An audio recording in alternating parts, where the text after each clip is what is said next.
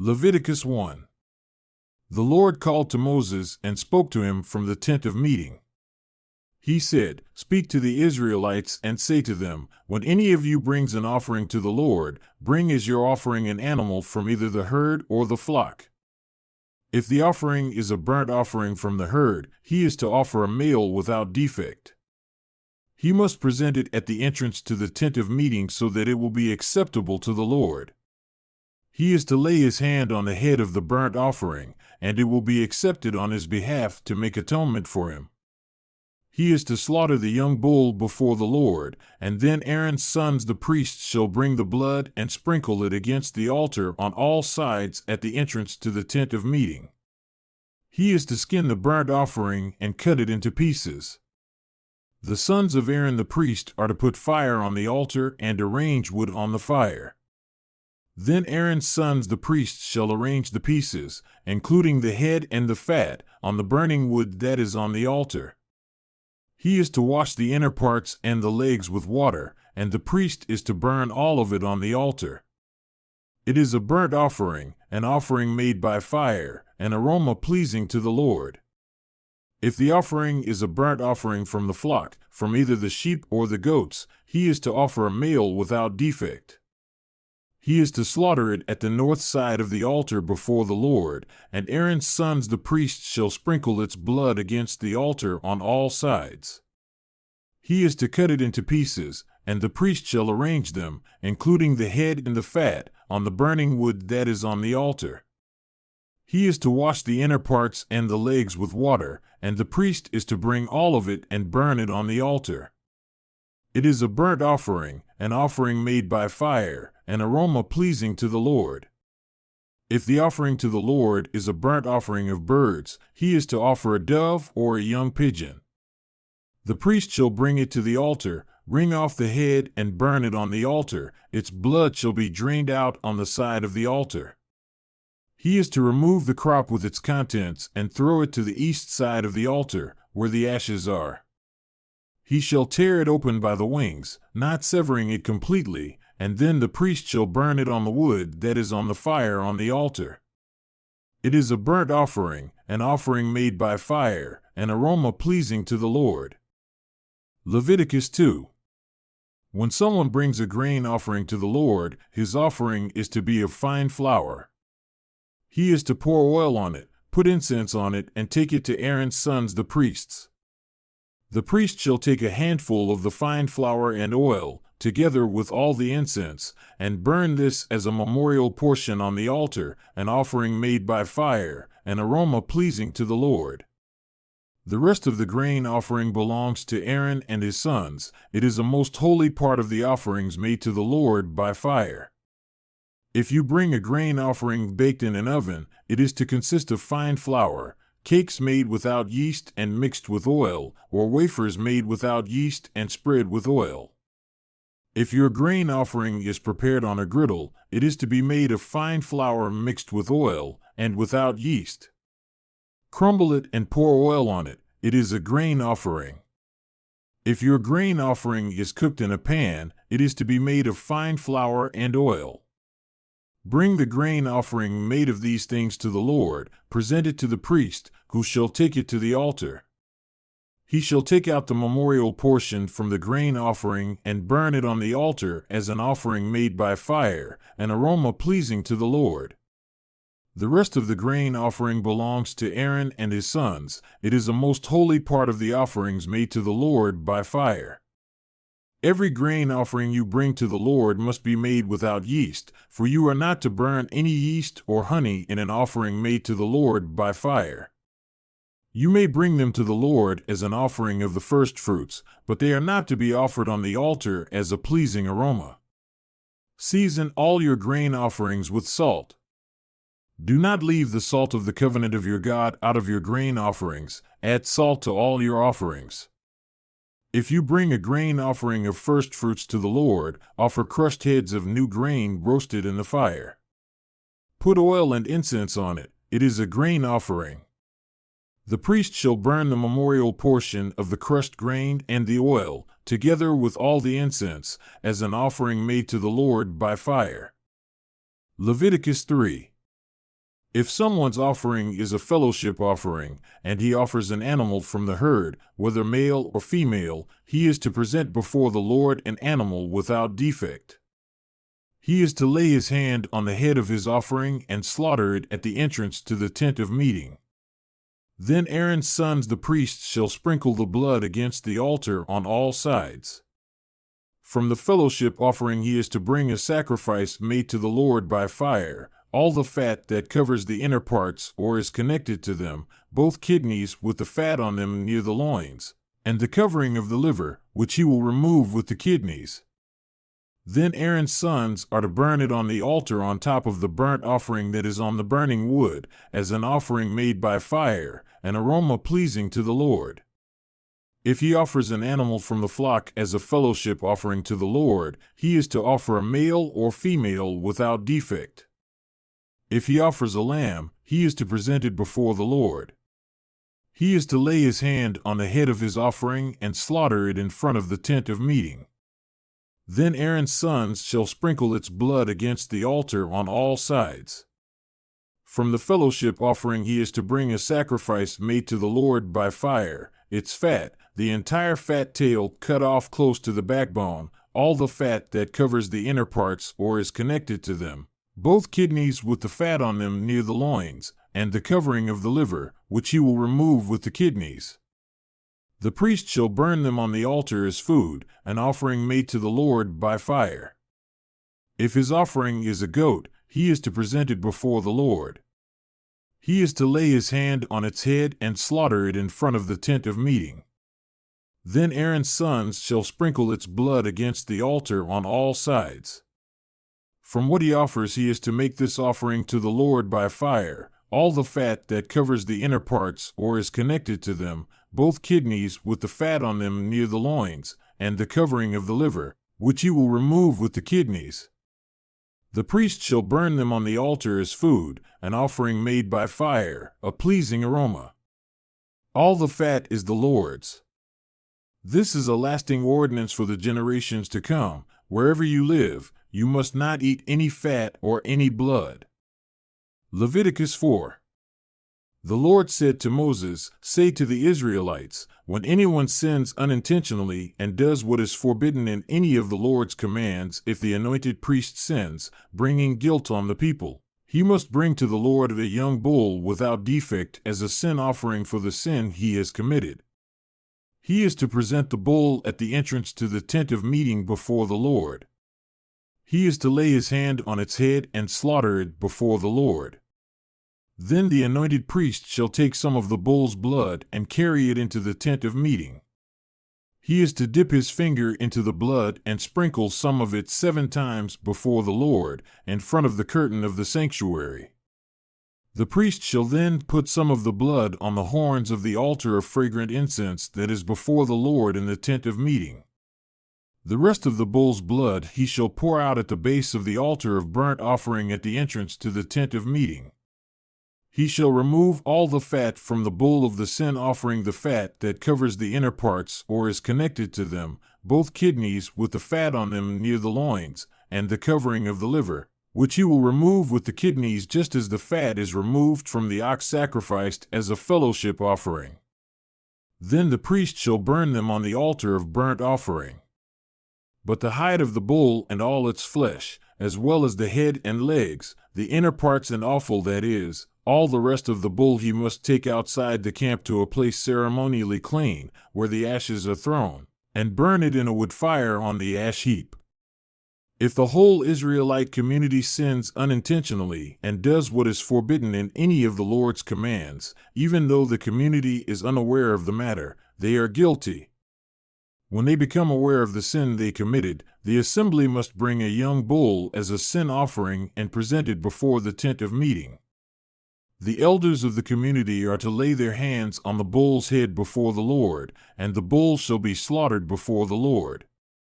Then the anointed priest is to take some of the bull's blood into the tent of meeting. He shall dip his finger into the blood and sprinkle it before the Lord 7 times in front of the curtain. He is to put some of the blood on the horns of the altar that is before the Lord in the tent of meeting. The rest of the blood he shall pour out at the base of the altar of burnt offering at the entrance to the tent of meeting. He shall remove all the fat from it and burn it on the altar, and do with this bull just as he did with the bull for the sin offering. In this way the priest will make atonement for them, and they will be forgiven. Then he shall take the bull outside the camp and burn it as he burned the first bull. This is the sin offering for the community. When a leader sins unintentionally and does what is forbidden in any of the commands of the Lord his God, he is guilty. When he is made aware of the sin he committed, he must bring as his offering a male goat without defect. He is to lay his hand on the goat's head and slaughter it at the place where the burnt offering is slaughtered before the Lord. It is a sin offering. Then the priest shall take some of the blood of the sin offering with his finger and put it on the horns of the altar of burnt offering and pour out the rest of the blood at the base of the altar. He shall burn all the fat on the altar as he burned the fat of the fellowship offering. In this way the priest will make atonement for the man's sin, and he will be forgiven. If a member of the community sins unintentionally and does what is forbidden in any of the Lord's commands, he is guilty.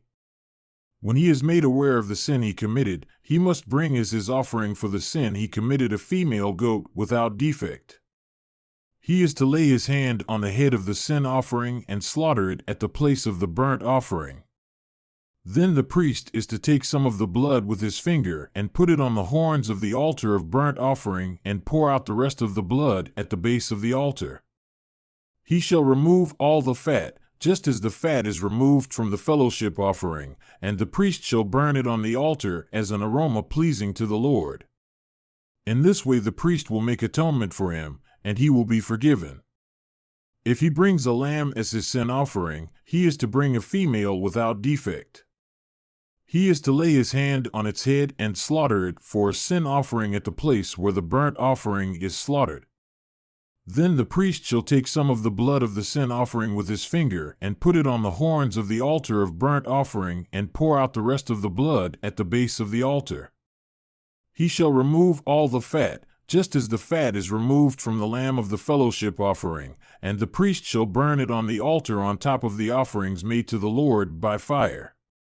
In this way the priest will make atonement for him for the sin he has committed, and he will be forgiven. Leviticus 5. If a person sins because he does not speak up when he hears a public charge to testify regarding something he has seen or learned about, he will be held responsible. Or if a person touches anything ceremonially unclean, whether the carcasses of unclean wild animals, or of unclean livestock, or of unclean creatures that move along the ground, even though he is unaware of it, he has become unclean and is guilty. Or if he touches human uncleanness, anything that would make him unclean, even though he is unaware of it, when he learns of it he will be guilty. Or if a person thoughtlessly takes an oath to do anything, whether good or evil, in any matter one might carelessly swear about, even though he is unaware of it, in any case when he learns of it he will be guilty. When anyone is guilty in any of these ways, he must confess in what way he has sinned and, as a penalty for the sin he has committed, he must bring to the Lord a female lamb or goat from the flock as a sin offering, and the priest shall make atonement for him for his sin. If he cannot afford a lamb, he is to bring 2 doves or 2 young pigeons to the Lord as a penalty for his sin, one for a sin offering and the other for a burnt offering. He is to bring them to the priest, who shall first offer the one for the sin offering. He is to wring its head from its neck, not severing it completely, and is to sprinkle some of the blood of the sin offering against the side of the altar. The rest of the blood must be drained out at the base of the altar. It is a sin offering. The priest shall then offer the other as a burnt offering in the prescribed way and make atonement for him for the sin he has committed, and he will be forgiven. If, however, he cannot afford 2 doves or 2 young pigeons, he is to bring as an offering for his sin 1/10 of an ephah of fine flour for a sin offering. He must not put oil or incense on it, because it is a sin offering. He is to bring it to the priest, who shall take a handful of it as a memorial portion and burn it on the altar on top of the offerings made to the Lord by fire. It is a sin offering. In this way the priest will make atonement for him for any of these sins he has committed, and he will be forgiven. The rest of the offering will belong to the priest, as in the case of the grain offering. The Lord said to Moses, when a person commits a violation and sins unintentionally in regard to any of the Lord's holy things, he is to bring to the Lord as a penalty a ram from the flock, one without defect and of the proper value in silver, according to the sanctuary shekel. It is a guilt offering. He must make restitution for what he has failed to do in regard to the holy things, add a fifth of the value to that, and give it all to the priest, who will make atonement for him with the ram as a guilt offering, and he will be forgiven. If a person sins and does what is forbidden in any of the Lord's commands, even though he does not know it, he is guilty and will be held responsible.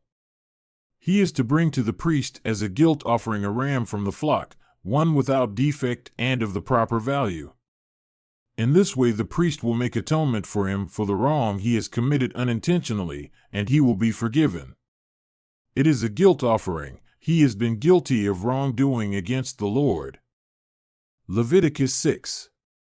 The Lord said to Moses, if anyone sins and is unfaithful to the Lord by deceiving his neighbor about something entrusted to him or left in his care or stolen, or if he cheats him, or if he finds lost property and lies about it, or if he swears falsely, or if he commits any such sin that people may do, when he thus sins and becomes guilty, he must return what he has stolen or taken by extortion, or what was entrusted to him, or the lost property he found, or whatever it was he swore falsely about.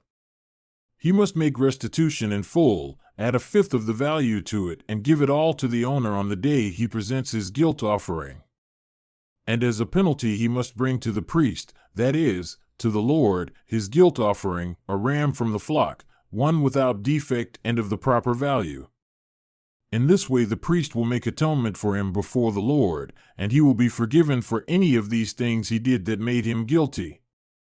The Lord said to Moses, give Aaron and his sons this command. These are the regulations for the burnt offering. The burnt offering is to remain on the altar hearth throughout the night, till morning, and the fire must be kept burning on the altar.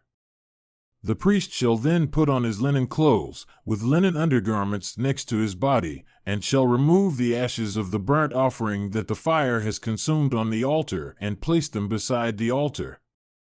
Then he is to take off these clothes and put on others, and carry the ashes outside the camp to a place that is ceremonially clean. The fire on the altar must be kept burning, it must not go out. Every morning the priest is to add firewood and arrange the burnt offering on the fire and burn the fat of the fellowship offerings on it. The fire must be kept burning on the altar continuously, it must not go out. These are the regulations for the grain offering. Aaron's sons are to bring it before the Lord, in front of the altar. The priest is to take a handful of fine flour and oil, together with all the incense on the grain offering, and burn the memorial portion on the altar as an aroma pleasing to the Lord.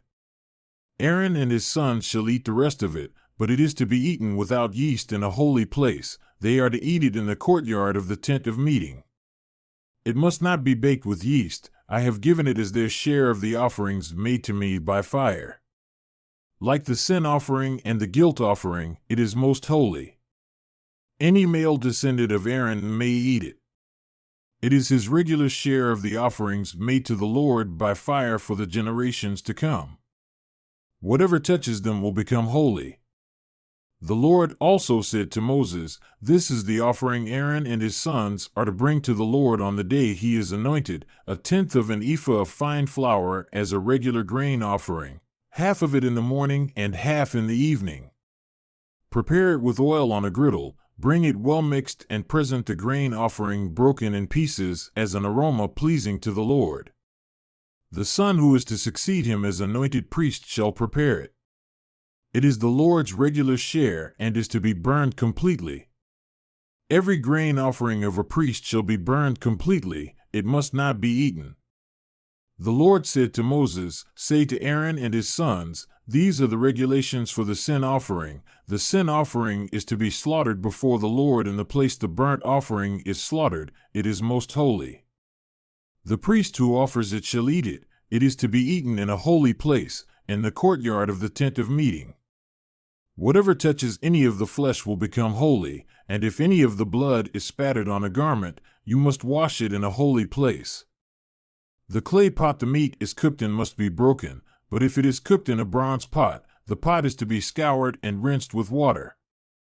Any male in a priest's family may eat it. It is most holy. But any sin offering whose blood is brought into the tent of meeting to make atonement in the holy place must not be eaten. It must be burned." Leviticus 7. These are the regulations for the guilt offering, which is most holy. The guilt offering is to be slaughtered in the place where the burnt offering is slaughtered, and its blood is to be sprinkled against the altar on all sides. All its fat shall be offered, the fat tail and the fat that covers the inner parts, both kidneys with the fat on them near the loins, and the covering of the liver, which is to be removed with the kidneys. The priest shall burn them on the altar as an offering made to the Lord by fire. It is a guilt offering. Any male in a priest's family may eat it, but it must be eaten in a holy place. It is most holy. The same law applies to both the sin offering and the guilt offering. They belong to the priest who makes atonement with them. The priest who offers a burnt offering for anyone may keep its hide for himself. Every grain offering baked in an oven or cooked in a pan or on a griddle belongs to the priest who offers it, and every grain offering, whether mixed with oil or dry, belongs equally to all the sons of Aaron. These are the regulations for the fellowship offering a person may present to the Lord, if he offers it as an expression of thankfulness. Then along with this thank offering he is to offer cakes of bread made without yeast and mixed with oil, wafers made without yeast and spread with oil, and cakes of fine flour well kneaded and mixed with oil. Along with his fellowship offering of thanksgiving he is to present an offering with cakes of bread made with yeast. He is to bring one of each kind as an offering, a contribution to the Lord. It belongs to the priest who sprinkles the blood of the fellowship offerings. The meat of his fellowship offering of thanksgiving must be eaten on the day it is offered. He must leave none of it till morning. If, however, his offering is the result of a vow or is a freewill offering, the sacrifice shall be eaten on the day he offers it, but anything left over may be eaten on the next day. Any meat of the sacrifice left over till the third day must be burned up. If any meat of the fellowship offering is eaten on the third day, it will not be accepted. It will not be credited to the one who offered it, for it is impure. The person who eats any of it will be held responsible. Meat that touches anything ceremonially unclean must not be eaten. It must be burned up. As for other meat, anyone ceremonially clean may eat it. But if anyone who is unclean eats any meat of the fellowship offering belonging to the Lord, that person must be cut off from his people. If anyone touches something unclean, whether human uncleanness or an unclean animal or any unclean, detestable thing, and then eats any of the meat of the fellowship offering belonging to the Lord, that person must be cut off from his people. The Lord said to Moses, "Say to the Israelites, do not eat any of the fat of cattle, sheep, or goats.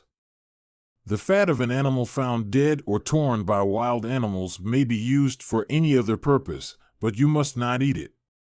Anyone who eats the fat of an animal from which an offering by fire may be made to the Lord must be cut off from his people. And wherever you live, you must not eat the blood of any bird or animal. If anyone eats blood, that person must be cut off from his people." The Lord said to Moses, "Say to the Israelites, anyone who brings a fellowship offering to the Lord is to bring part of it as his sacrifice to the Lord. With his own hands he is to bring the offering made to the Lord by fire. He is to bring the fat, together with the breast, and wave the breast before the Lord as a wave offering. The priest shall burn the fat on the altar, but the breast belongs to Aaron and his sons. You are to give the right thigh of your fellowship offerings to the priest as a contribution. The son of Aaron who offers the blood and the fat of the fellowship offering shall have the right thigh as his share. From the fellowship offerings of the Israelites, I have taken the breast that is waved and the thigh that is presented, and have given them to Aaron the priest and his sons as their regular share from the Israelites. This is the portion of the offerings made to the Lord by fire that were allotted to Aaron and his sons on the day they were presented to serve the Lord as priests. On the day they were anointed, the Lord commanded that the Israelites give this to them as their regular share for the generations to come. These, then, are the regulations for the burnt offering, the grain offering, the sin offering, the guilt offering, the ordination offering, and the fellowship offering, which the Lord gave Moses on Mount Sinai on the day he commanded the Israelites to bring their offerings to the Lord in the desert of Sinai. Leviticus 8. The Lord said to Moses, "Bring Aaron and his sons, their garments, the anointing oil, the bull for the sin offering, the 2 rams and the basket containing bread made without yeast, and gather the entire assembly at the entrance to the tent of meeting." Moses did as the Lord commanded him, and the assembly gathered at the entrance to the tent of meeting. Moses said to the assembly, "This is what the Lord has commanded to be done." Then Moses brought Aaron and his sons forward and washed them with water. He put the tunic on Aaron, tied the sash around him, clothed him with the robe, and put the ephod on him. He also tied the ephod to him by its skillfully woven waistband, so it was fastened on him. He placed the breastpiece on him and put the Urim and Thummim in the breastpiece.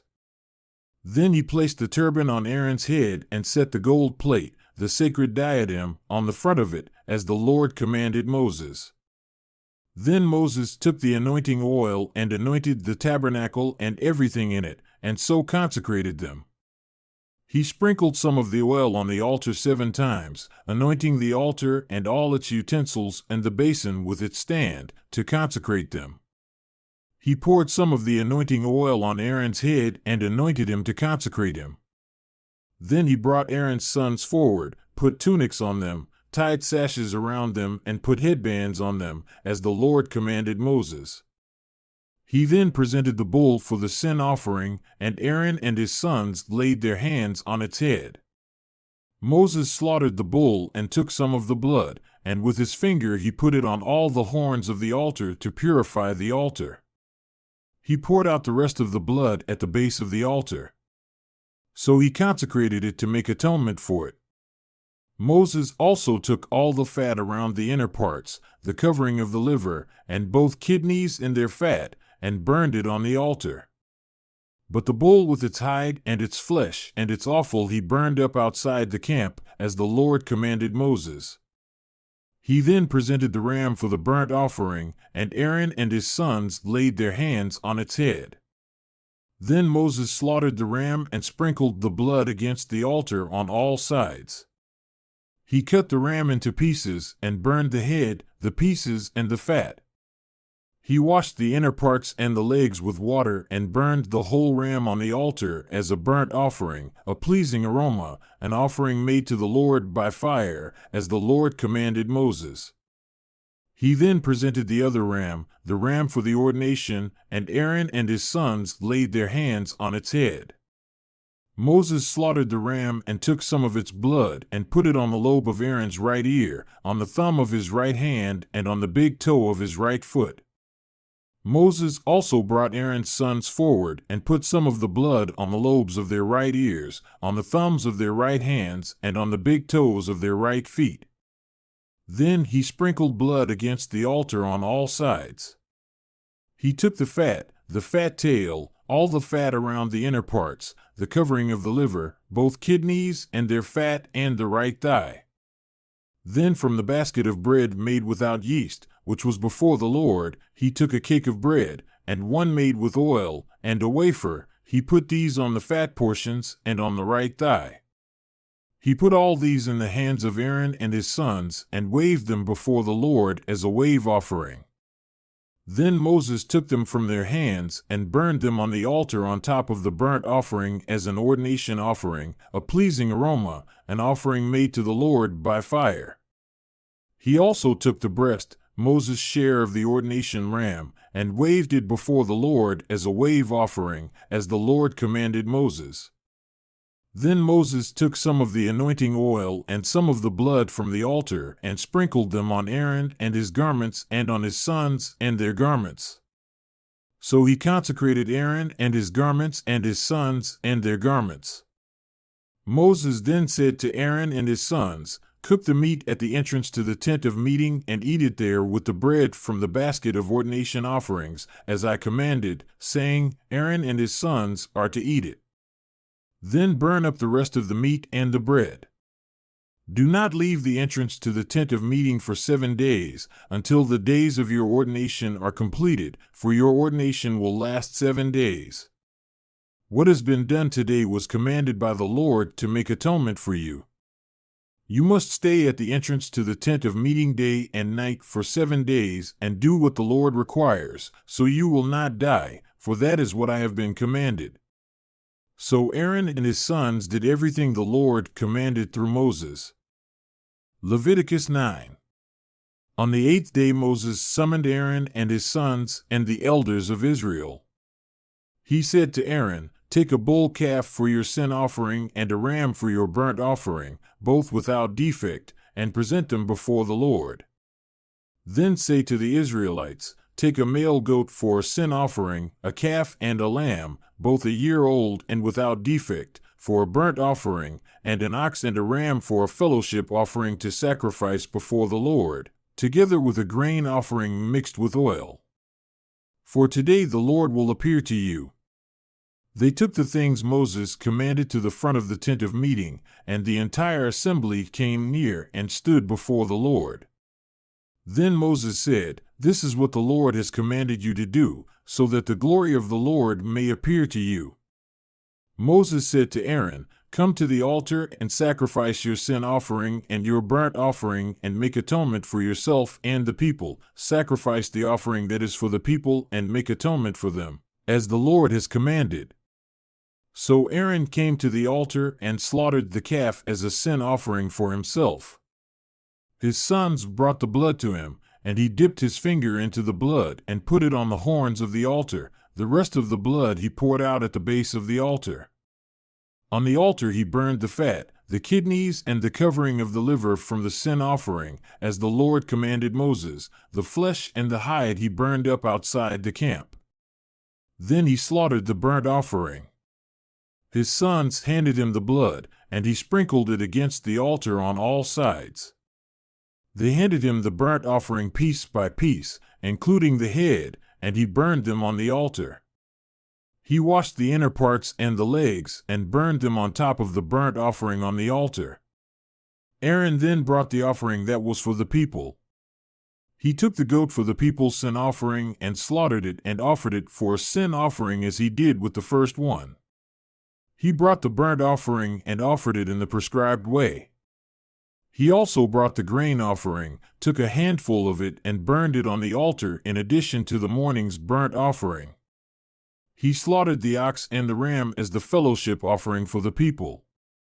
His sons handed him the blood, and he sprinkled it against the altar on all sides. But the fat portions of the ox and the ram, the fat tail, the layer of fat, the kidneys and the covering of the liver, these they laid on the breasts, and then Aaron burned the fat on the altar. Aaron waved the breasts and the right thigh before the Lord as a wave offering, as Moses commanded. Then Aaron lifted his hands toward the people and blessed them. And having sacrificed the sin offering, the burnt offering and the fellowship offering, he stepped down. Moses and Aaron then went into the tent of meeting. When they came out, they blessed the people, and the glory of the Lord appeared to all the people. Fire came out from the presence of the Lord and consumed the burnt offering and the fat portions on the altar. And when all the people saw it, they shouted for joy and fell face down. Leviticus 10. Aaron's sons Nadab and Abihu took their censers, put fire in them, and added incense, and they offered unauthorized fire before the Lord, contrary to his command. So fire came out from the presence of the Lord and consumed them, and they died before the Lord. Moses then said to Aaron, "This is what the Lord spoke of when he said, 'Among those who approach me I will show myself holy, and in the sight of all the people I will be honored.'" Aaron remained silent. Moses summoned Mishael and Elzaphan, sons of Aaron's uncle Uzziel, and said to them, "Come here, carry your cousins outside the camp, away from the front of the sanctuary." So they came and carried them, still in their tunics, outside the camp, as Moses ordered. Then Moses said to Aaron and his sons Eleazar and Ithamar, "Do not let your hair become unkempt, and do not tear your clothes, or you will die and the Lord will be angry with the whole community. But your relatives, all the house of Israel, may mourn for those the Lord has destroyed by fire. Do not leave the entrance to the tent of meeting or you will die, because the Lord's anointing oil is on you." So they did as Moses said. Then the Lord said to Aaron, "You and your sons are not to drink wine or other fermented drink whenever you go into the tent of meeting, or you will die. This is a lasting ordinance for the generations to come. You must distinguish between the holy and the common, between the unclean and the clean, and you must teach the Israelites all the decrees the Lord has given them through Moses." Moses said to Aaron and his remaining sons, Eleazar and Ithamar, "Take the grain offering left over from the offerings made to the Lord by fire and eat it prepared without yeast beside the altar, for it is most holy. Eat it in a holy place, because it is your share and your son's share of the offerings made to the Lord by fire, for so I have been commanded. But you and your sons and your daughters may eat the breast that was waved and the thigh that was presented. Eat them in a ceremonially clean place. They have been given to you and your children as your share of the Israelites' fellowship offerings. The thigh that was presented and the breast that was waved must be brought with the fat portions of the offerings made by fire, to be waved before the Lord as a wave offering. This will be the regular share for you and your children, as the Lord has commanded." When Moses inquired about the goat of the sin offering and found that it had been burned up, he was angry with Eleazar and Ithamar, Aaron's remaining sons, and asked, "Why didn't you eat the sin offering in the sanctuary area? It is most holy. It was given to you to take away the guilt of the community by making atonement for them before the Lord. Since its blood was not taken into the holy place, you should have eaten the goat in the sanctuary area, as I commanded." Aaron replied to Moses, "Today they sacrificed their sin offering and their burnt offering before the Lord, but such things as this have happened to me. Would the Lord have been pleased if I had eaten the sin offering today?" When Moses heard this, he was satisfied. Leviticus 11. The Lord said to Moses and Aaron, "Say to the Israelites, of all the animals that live on land, these are the ones you may eat. You may eat any animal that has a split hoof, completely divided, and that chews the cud. There are some that only chew the cud or only have a split hoof, but you must not eat them. The camel, though it chews the cud, does not have a split hoof. It is ceremonially unclean for you. The coney, though it chews the cud, does not have a split hoof. It is unclean for you. The rabbit, though it chews the cud, does not have a split hoof. It is unclean for you. And the pig, though it has a split hoof completely divided, does not chew the cud. It is unclean for you. You must not eat their meat or touch their carcasses. They are unclean for you. Of all the creatures living in the water of the seas and the streams, you may eat any that have fins and scales. But all creatures in the seas or streams that do not have fins and scales, whether among all the swarming things or among all the other living creatures in the water, you are to detest. And since you are to detest them, you must not eat their meat and you must detest their carcasses. Anything living in the water that does not have fins and scales is to be detestable to you.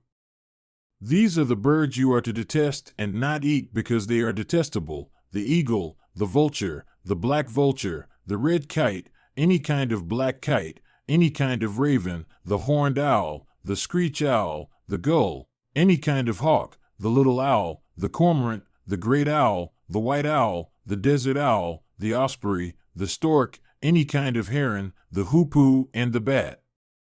All flying insects that walk on all fours are to be detestable to you. There are, however, some winged creatures that walk on all fours that you may eat, those that have jointed legs for hopping on the ground. Of these you may eat any kind of locust, katydid, cricket, or grasshopper. But all other winged creatures that have 4 legs you are to detest. You will make yourselves unclean by these. Whoever touches their carcasses will be unclean till evening. Whoever picks up one of their carcasses must wash his clothes, and he will be unclean till evening. Every animal that has a split hoof, not completely divided, or that does not chew the cud is unclean for you. Whoever touches the carcass of any of them will be unclean. Of all the animals that walk on all fours, those that walk on their paws are unclean for you. Whoever touches their carcasses will be unclean till evening. Anyone who picks up their carcasses must wash his clothes, and he will be unclean till evening. They are unclean for you. Of the animals that move about on the ground, these are unclean for you: the weasel, the rat, any kind of great lizard, the gecko, the monitor lizard, the wall lizard, the skink, and the chameleon. Of all those that move along the ground, these are unclean for you. Whoever touches them when they are dead will be unclean till evening. When one of them dies and falls on something, that article, whatever its use, will be unclean, whether it is made of wood, cloth, hide, or sackcloth. Put it in water, it will be unclean till evening, and then it will be clean. If one of them falls into a clay pot, everything in it will be unclean, and you must break the pot. Any food that could be eaten but has water on it from such a pot is unclean, and any liquid that could be drunk from it is unclean. Anything that one of their carcasses falls on becomes unclean. An oven or cooking pot must be broken up. They are unclean, and you are to regard them as unclean. A spring, however, or a cistern for collecting water remains clean, but anyone who touches one of these carcasses is unclean. If a carcass falls on any seeds that are to be planted, they remain clean. But if water has been put on the seed and a carcass falls on it, it is unclean for you. If an animal that you are allowed to eat dies, anyone who touches the carcass will be unclean till evening. Anyone who eats some of the carcass must wash his clothes, and he will be unclean till evening. Anyone who picks up the carcass must wash his clothes, and he will be unclean till evening. Every creature that moves about on the ground is detestable, it is not to be eaten. You are not to eat any creature that moves about on the ground, whether it moves on its belly or walks on all fours or on many feet, it is detestable. Do not defile yourselves by any of these creatures. Do not make yourselves unclean by means of them or be made unclean by them. I am the Lord your God. Consecrate yourselves and be holy, because I am holy. Do not make yourselves unclean by any creature that moves about on the ground. I am the Lord who brought you up out of Egypt to be your God, therefore be holy, because I am holy. These are the regulations concerning animals, birds, every living thing that moves in the water, and every creature that moves about on the ground. You must distinguish between the unclean and the clean, between living creatures that may be eaten and those that may not be eaten. Leviticus 12. The Lord said to Moses, "Say to the Israelites, a woman who becomes pregnant and gives birth to a son will be ceremonially unclean for 7 days, just as she is unclean during her monthly period. On the 8th day the boy is to be circumcised. Then the woman must wait 33 days to be purified from her bleeding. She must not touch anything sacred or go to the sanctuary until the days of her purification are over. If she gives birth to a daughter, for 2 weeks the woman will be unclean, as during her period. Then she must wait 66 days to be purified from her bleeding.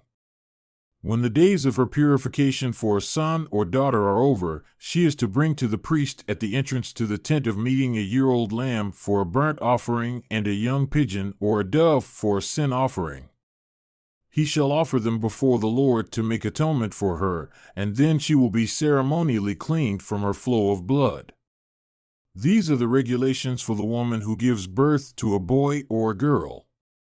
If she cannot afford a lamb, she is to bring 2 doves or 2 young pigeons, one for a burnt offering and the other for a sin offering. In this way the priest will make atonement for her, and she will be clean. Leviticus 13. The Lord said to Moses and Aaron, when anyone has a swelling or a rash or a bright spot on his skin that may become an infectious skin disease, he must be brought to Aaron the priest or to one of his sons who is a priest.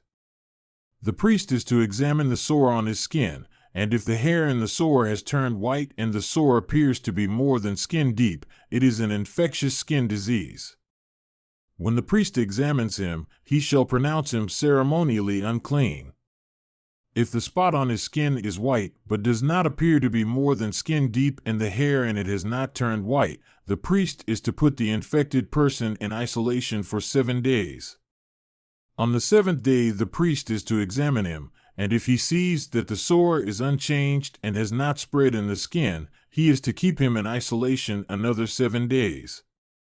On the 7th day the priest is to examine him again, and if the sore has faded and has not spread in the skin, the priest shall pronounce him clean. It is only a rash.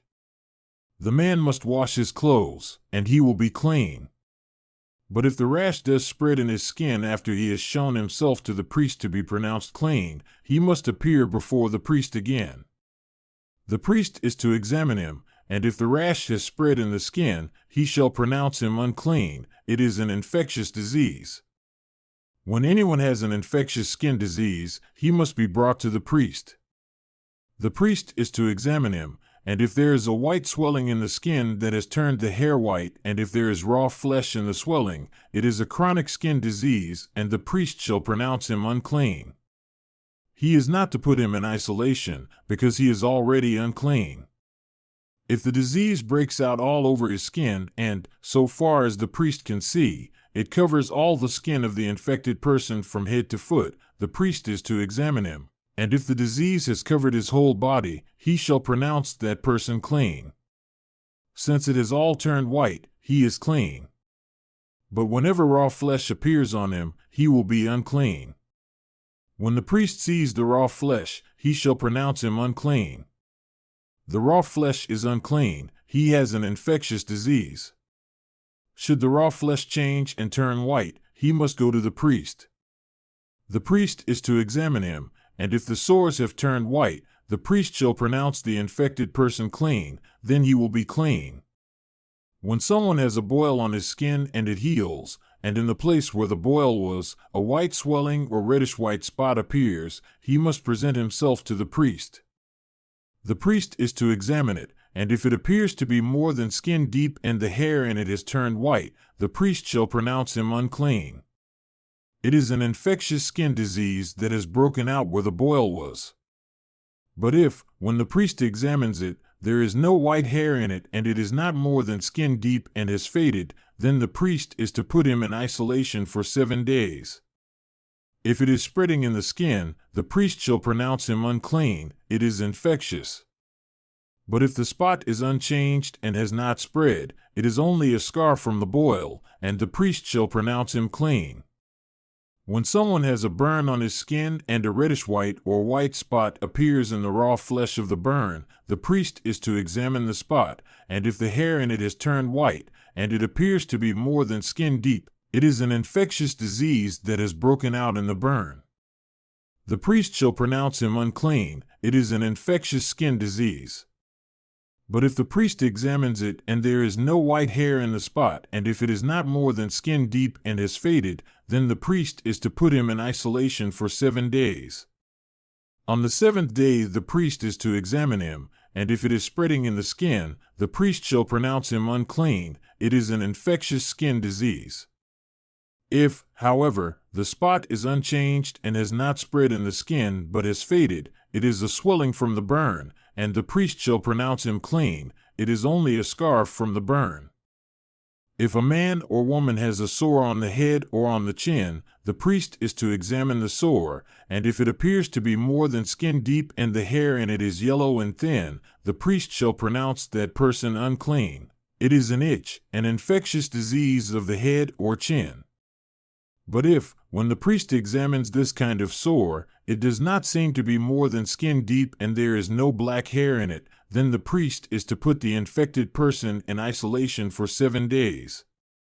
On the 7th day the priest is to examine the sore, and if the itch has not spread and there is no yellow hair in it and it does not appear to be more than skin deep, he must be shaved except for the diseased area, and the priest is to keep him in isolation another 7 days. On the 7th day the priest is to examine the itch, and if it has not spread in the skin and appears to be no more than skin deep, the priest shall pronounce him clean. He must wash his clothes, and he will be clean.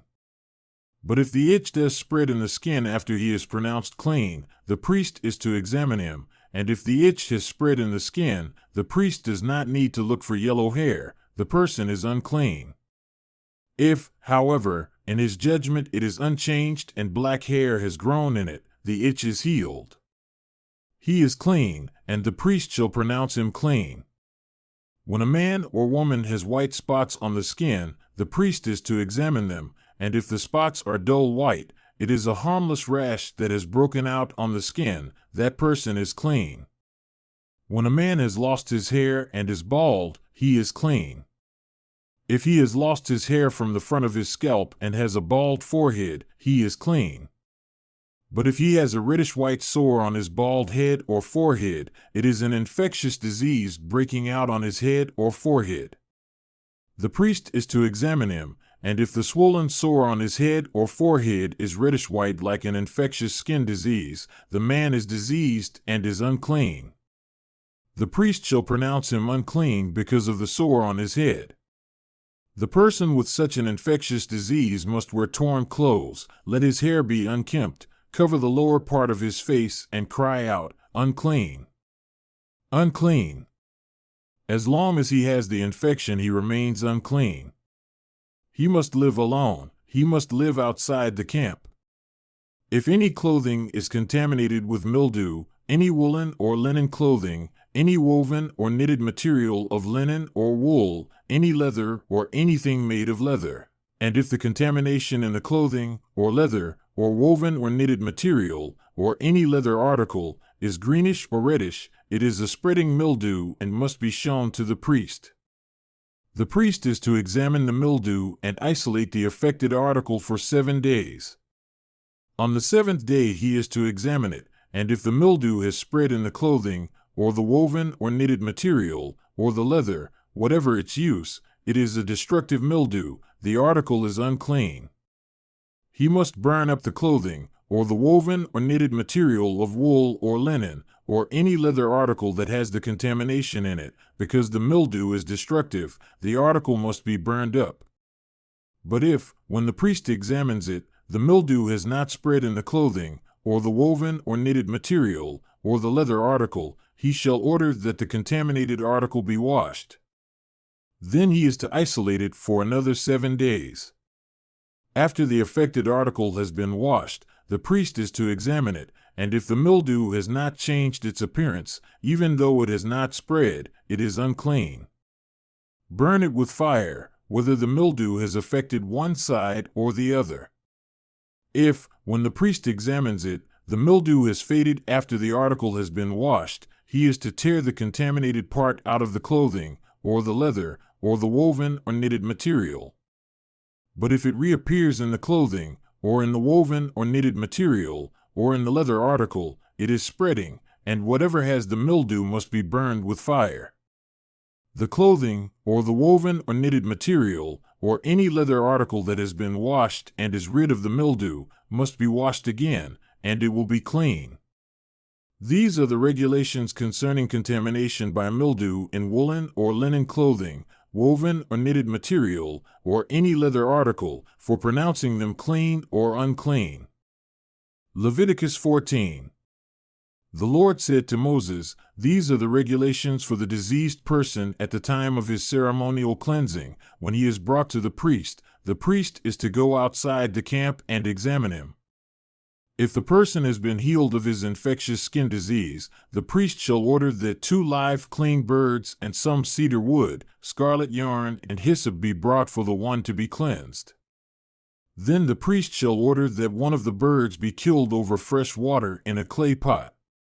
He is then to take the live bird and dip it, together with the cedar wood, the scarlet yarn, and the hyssop, into the blood of the bird that was killed over the fresh water. 7 times he shall sprinkle the one to be cleansed of the infectious disease and pronounce him clean. Then he is to release the live bird in the open fields. The person to be cleansed must wash his clothes, shave off all his hair, and bathe with water. Then he will be ceremonially clean. After this he may come into the camp, but he must stay outside his tent for 7 days. On the 7th day he must shave off all his hair. He must shave his head, his beard, his eyebrows, and the rest of his hair. He must wash his clothes and bathe himself with water, and he will be clean. On the 8th day he must bring 2 male lambs and 1 ewe lamb a year old, each without defect, along with 3/10 of an ephah of fine flour mixed with oil for a grain offering, and 1 log of oil. The priest who pronounces him clean shall present both the one to be cleansed and his offerings before the Lord at the entrance to the tent of meeting. Then the priest is to take one of the male lambs and offer it as a guilt offering, along with the log of oil. He shall wave them before the Lord as a wave offering. He is to slaughter the lamb in the holy place where the sin offering and the burnt offering are slaughtered. Like the sin offering, the guilt offering belongs to the priest. It is most holy. The priest is to take some of the blood of the guilt offering and put it on the lobe of the right ear of the one to be cleansed, on the thumb of his right hand, and on the big toe of his right foot. The priest shall then take some of the log of oil, pour it in the palm of his own left hand, dip his right forefinger into the oil in his palm, and with his finger sprinkle some of it before the Lord 7 times. The priest is to put some of the oil remaining in his palm on the lobe of the right ear of the one to be cleansed, on the thumb of his right hand, and on the big toe of his right foot, on top of the blood of the guilt offering. The rest of the oil in his palm the priest shall put on the head of the one to be cleansed and make atonement for him before the Lord. Then the priest is to sacrifice the sin offering and make atonement for the one to be cleansed from his uncleanness. After that, the priest shall slaughter the burnt offering and offer it on the altar, together with the grain offering, and make atonement for him, and he will be clean. If, however, he is poor and cannot afford these, he must take 1 male lamb as a guilt offering to be waved to make atonement for him, together with 1/10 of an ephah of fine flour mixed with oil for a grain offering, a log of oil, and 2 doves or 2 young pigeons, which he can afford, one for a sin offering and the other for a burnt offering. On the 8th day he must bring them for his cleansing to the priest at the entrance to the tent of meeting, before the Lord. The priest is to take the lamb for the guilt offering, together with the log of oil, and wave them before the Lord as a wave offering. He shall slaughter the lamb for the guilt offering and take some of its blood and put it on the lobe of the right ear of the one to be cleansed, on the thumb of his right hand, and on the big toe of his right foot. The priest is to pour some of the oil into the palm of his own left hand, and with his right forefinger sprinkle some of the oil from his palm 7 times before the Lord. Some of the oil in his palm he is to put on the same places he put the blood of the guilt offering, on the lobe of the right ear of the one to be cleansed, on the thumb of his right hand, and on the big toe of his right foot. The rest of the oil in his palm the priest shall put on the head of the one to be cleansed, to make atonement for him before the Lord. Then he shall sacrifice the doves or the young pigeons, which the person can afford, one as a sin offering and the other as a burnt offering, together with the grain offering. In this way the priest will make atonement before the Lord on behalf of the one to be cleansed. These are the regulations for anyone who has an infectious skin disease and who cannot afford the regular offerings for his cleansing. The Lord said to Moses and Aaron, "When you enter the land of Canaan, which I am giving you as your possession, and I put a spreading mildew in a house in that land, the owner of the house must go and tell the priest, 'I have seen something that looks like mildew in my house.' The priest is to order the house to be emptied before he goes in to examine the mildew, so that nothing in the house will be pronounced unclean. After this, the priest is to go in and inspect the house. He is to examine the mildew on the walls, and if it has greenish or reddish depressions that appear to be deeper than the surface of the wall, the priest shall go out the doorway of the house and close it up for 7 days. On the 7th day the priest shall return to inspect the house. If the mildew has spread on the walls, he is to order that the contaminated stones be torn out and thrown into an unclean place outside the town. He must have all the inside walls of the house scraped and the material that is scraped off dumped into an unclean place outside the town. Then they are to take other stones to replace these and take new clay and plaster the house. If the mildew reappears in the house after the stones have been torn out and the house scraped and plastered, the priest is to go and examine it, and if the mildew has spread in the house, it is a destructive mildew. The house is unclean. It must be torn down, its stones, timbers, and all the plaster, and taken out of the town to an unclean place. Anyone who goes into the house while it is closed up will be unclean till evening. Anyone who sleeps or eats in the house must wash his clothes. But if the priest comes to examine it and the mildew has not spread after the house has been plastered, he shall pronounce the house clean, because the mildew is gone. To purify the house he is to take 2 birds and some cedar wood, scarlet yarn, and hyssop. He shall kill one of the birds over fresh water in a clay pot. Then he is to take the cedar wood, the hyssop, the scarlet yarn, and the live bird, dip them into the blood of the dead bird and the fresh water, and sprinkle the house 7 times. He shall purify the house with the bird's blood, the fresh water, the live bird, the cedar wood, the hyssop, and the scarlet yarn. Then he is to release the live bird in the open fields outside the town. In this way he will make atonement for the house, and it will be clean. These are the regulations for any infectious skin disease, for an itch, for mildew in clothing or in a house, and for a swelling, a rash, or a bright spot, to determine when something is clean or unclean. These are the regulations for infectious skin diseases and mildew. Leviticus 15. The Lord said to Moses and Aaron, "Speak to the Israelites and say to them, when any man has a bodily discharge, the discharge is unclean. Whether it continues flowing from his body or is blocked, it will make him unclean. This is how his discharge will bring about uncleanness. Any bed the man with a discharge lies on will be unclean, and anything he sits on will be unclean. Anyone who touches his bed must wash his clothes and bathe with water, and he will be unclean till evening. Whoever sits on anything that the man with a discharge sat on must wash his clothes and bathe with water, and he will be unclean till evening. Whoever touches the man who has a discharge must wash his clothes and bathe with water, and he will be unclean till evening. If the man with the discharge spits on someone who is clean, that person must wash his clothes and bathe with water, and he will be unclean till evening. Everything the man sits on when riding will be unclean, and whoever touches any of the things that were under him will be unclean till evening. Whoever picks up those things must wash his clothes and bathe with water, and he will be unclean till evening. Anyone the man with a discharge touches without rinsing his hands with water must wash his clothes and bathe with water, and he will be unclean till evening. A clay pot that the man touches must be broken, and any wooden article is to be rinsed with water. When a man is cleansed from his discharge, he is to count off 7 days for his ceremonial cleansing. He must wash his clothes and bathe himself with fresh water, and he will be clean. On the 8th day he must take 2 doves or 2 young pigeons and come before the Lord to the entrance to the tent of meeting and give them to the priest. The priest is to sacrifice them, the one for a sin offering and the other for a burnt offering. In this way he will make atonement before the Lord for the man because of his discharge. When a man has an emission of semen, he must bathe his whole body with water, and he will be unclean till evening. Any clothing or leather that has semen on it must be washed with water, and it will be unclean till evening. When a man lies with a woman and there is an emission of semen, both must bathe with water, and they will be unclean till evening.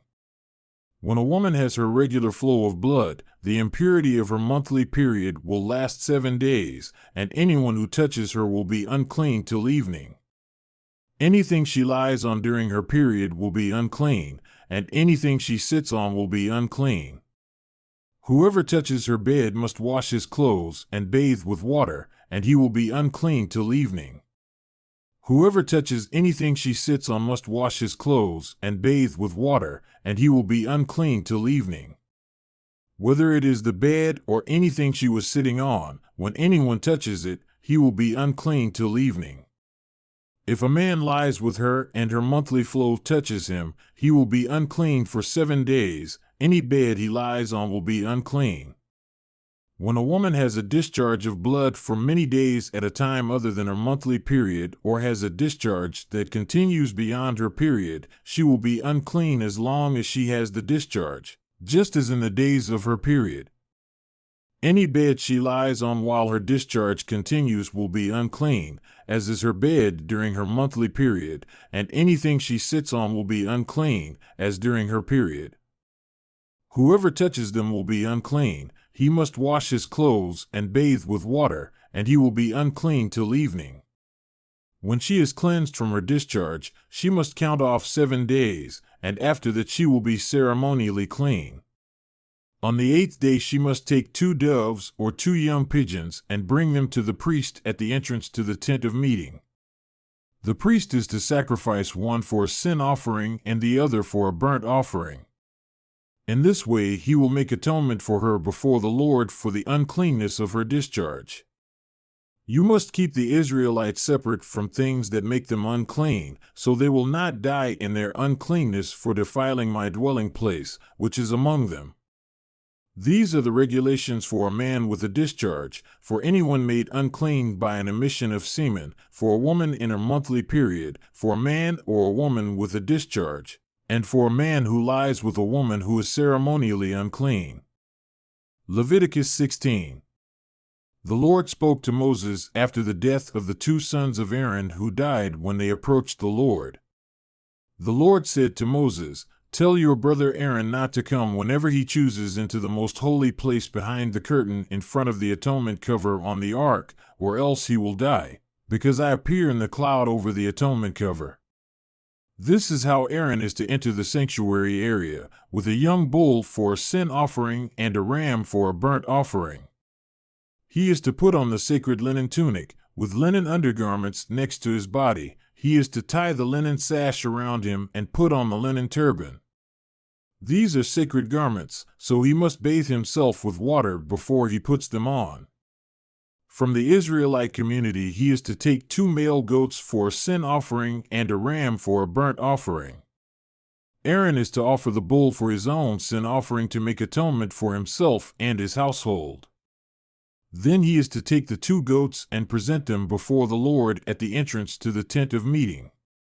He is to cast lots for the 2 goats, 1 lot for the Lord and the other for the scapegoat. Aaron shall bring the goat whose lot falls to the Lord and sacrifice it for a sin offering.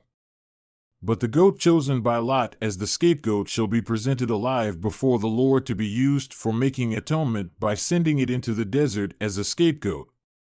Aaron shall bring the bull for his own sin offering to make atonement for himself and his household, and he is to slaughter the bull for his own sin offering. He is to take a censer full of burning coals from the altar before the Lord and 2 handfuls of finely ground fragrant incense and take them behind the curtain. He is to put the incense on the fire before the Lord, and the smoke of the incense will conceal the atonement cover above the testimony, so that he will not die.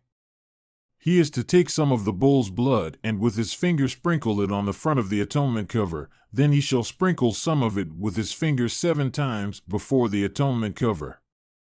He shall then slaughter the goat for the sin offering for the people, and take its blood behind the curtain, and do with it as he did with the bull's blood. He shall sprinkle it on the atonement cover and in front of it.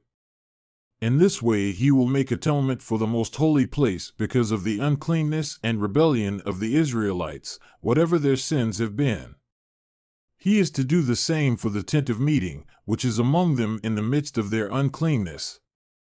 No one is to be in the tent of meeting from the time Aaron goes in to make atonement in the most holy place until he comes out, having made atonement for himself, his household, and the whole community of Israel. Then he shall come out to the altar that is before the Lord and make atonement for it. He shall take some of the bull's blood and some of the goat's blood and put it on all the horns of the altar. He shall sprinkle some of the blood on it with his fingers 7 times to cleanse it and to consecrate it from the uncleanness of the Israelites. When Aaron has finished making atonement for the most holy place, the tent of meeting and the altar, he shall bring forward the live goat. He is to lay both hands on the head of the live goat and confess over it all the wickedness and rebellion of the Israelites, all their sins, and put them on the goat's head. He shall send the goat away into the desert in the care of a man appointed for the task. The goat will carry on itself all their sins to a solitary place, and the man shall release it in the desert. Then Aaron is to go into the tent of meeting and take off the linen garments he put on before he entered the most holy place, and he is to leave them there. He shall bathe himself with water in a holy place and put on his regular garments. Then he shall come out and sacrifice the burnt offering for himself and the burnt offering for the people, to make atonement for himself and for the people. He shall also burn the fat of the sin offering on the altar. The man who releases the goat as a scapegoat must wash his clothes and bathe himself with water. Afterward he may come into the camp. The bull and the goat for the sin offerings, whose blood was brought into the most holy place to make atonement, must be taken outside the camp. Their hides, flesh, and offal are to be burned up.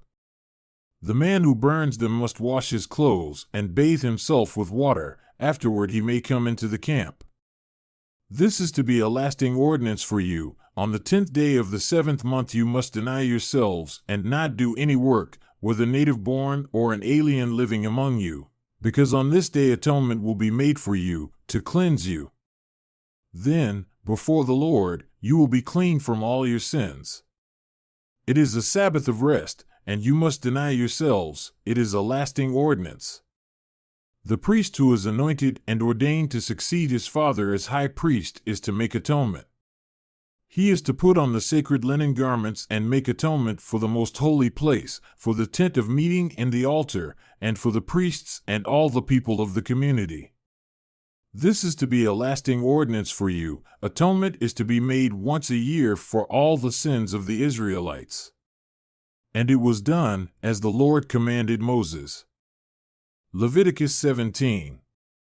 The Lord said to Moses, "Speak to Aaron and his sons and to all the Israelites, and say to them, This is what the Lord has commanded. Any Israelite who sacrifices an ox, a lamb, or a goat in the camp or outside of it, instead of bringing it to the entrance to the tent of meeting to present it as an offering to the Lord in front of the tabernacle of the Lord, that man shall be considered guilty of bloodshed. He has shed blood and must be cut off from his people. This is so the Israelites will bring to the Lord the sacrifices they are now making in the open fields. They must bring them to the priest, that is, to the Lord, at the entrance to the tent of meeting, and sacrifice them as fellowship offerings.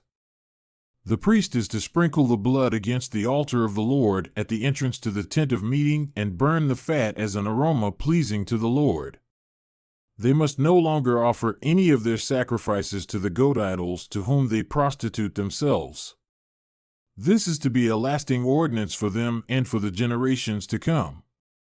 Say to them, any Israelite or any alien living among them who offers a burnt offering or sacrifice and does not bring it to the entrance to the tent of meeting to sacrifice it to the Lord, that man must be cut off from his people.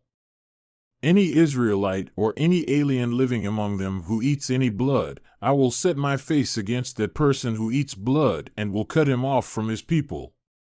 For the life of a creature is in the blood, and I have given it to you to make atonement for yourselves on the altar. It is the blood that makes atonement for one's life. Therefore I say to the Israelites, none of you may eat blood, nor may an alien living among you eat blood. Any Israelite or any alien living among you who hunts any animal or bird that may be eaten must drain out the blood and cover it with earth, because the life of every creature is its blood.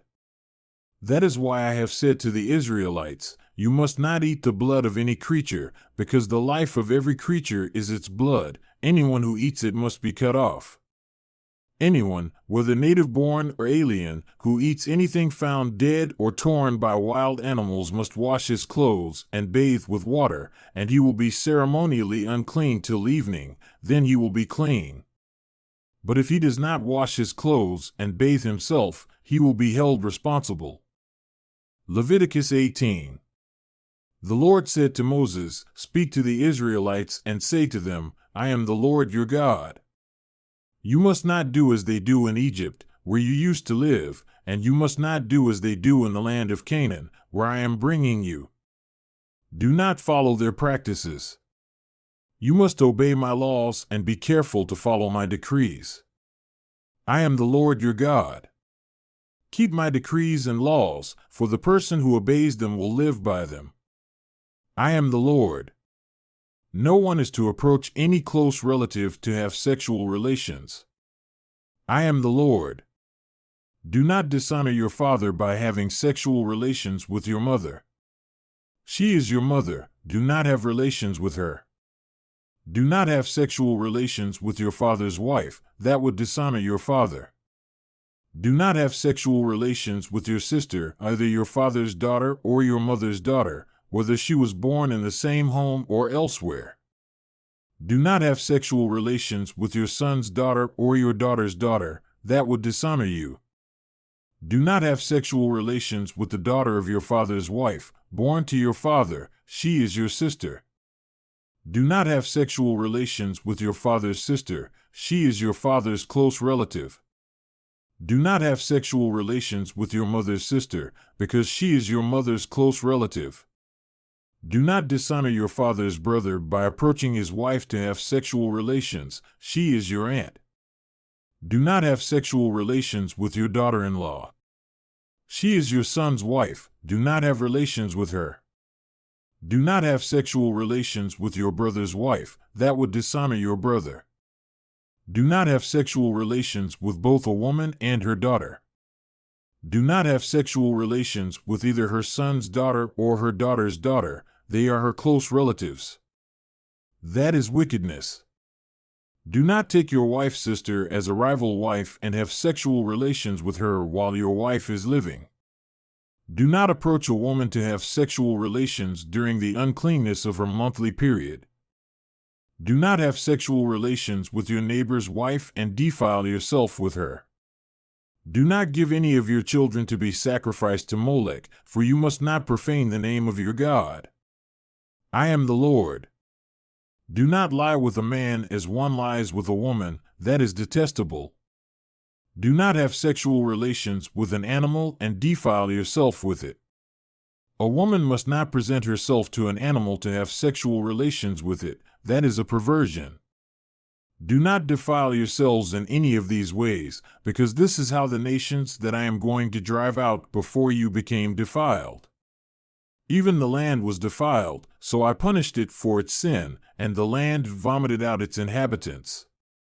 But you must keep my decrees and my laws.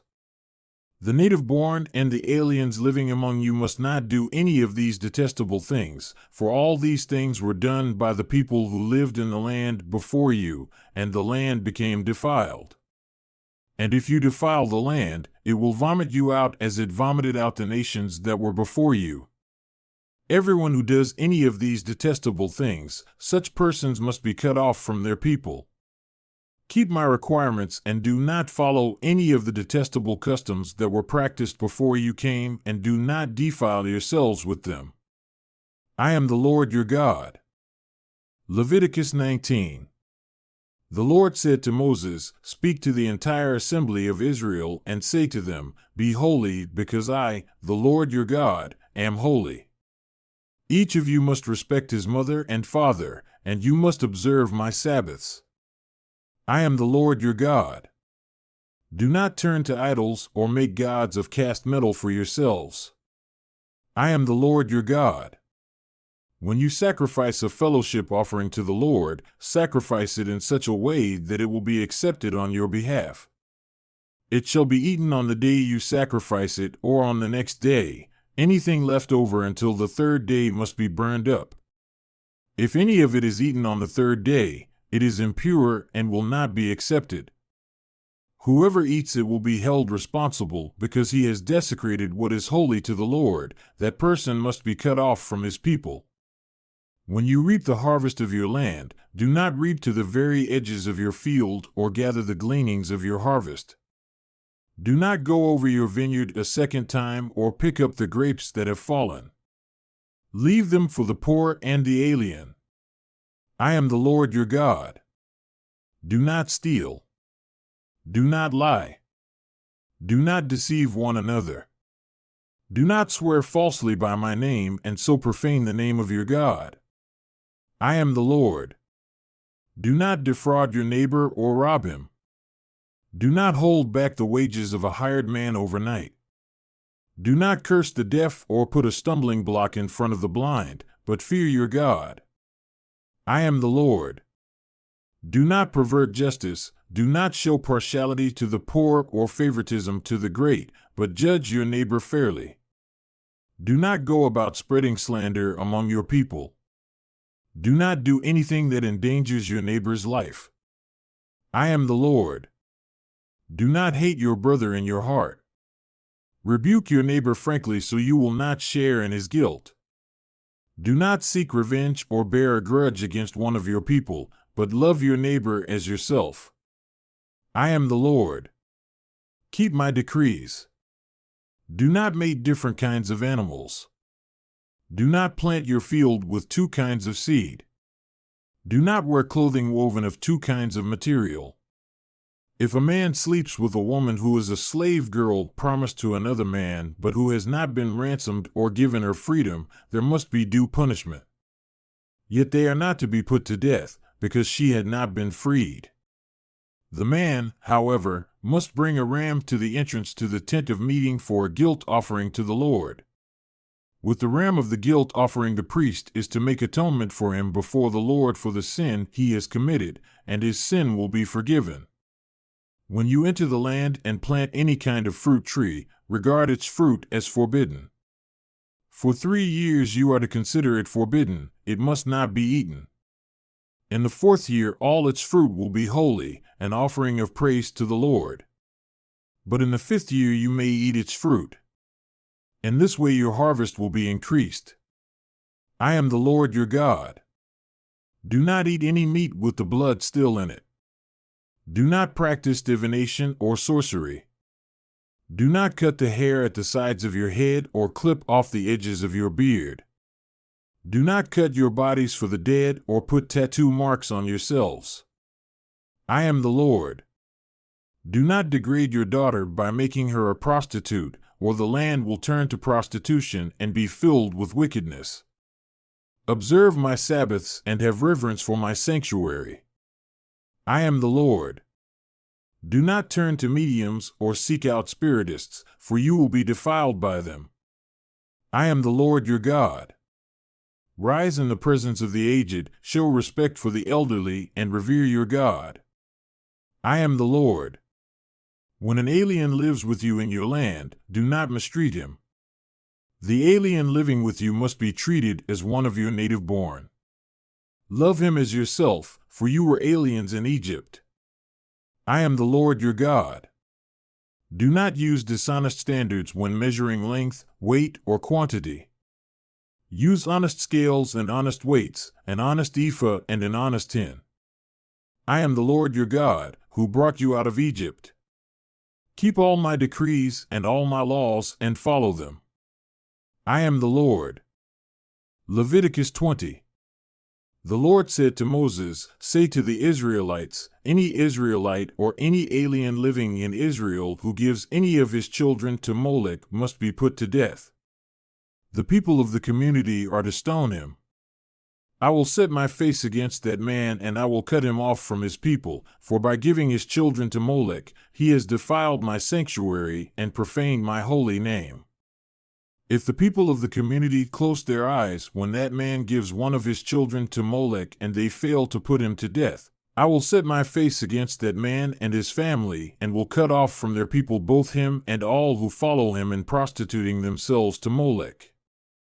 I will set my face against the person who turns to mediums and spiritists to prostitute himself by following them, and I will cut him off from his people.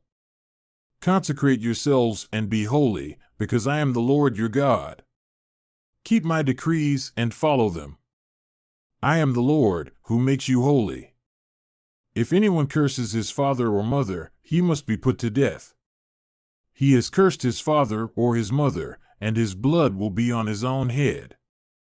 If a man commits adultery with another man's wife, with the wife of his neighbor, both the adulterer and the adulteress must be put to death.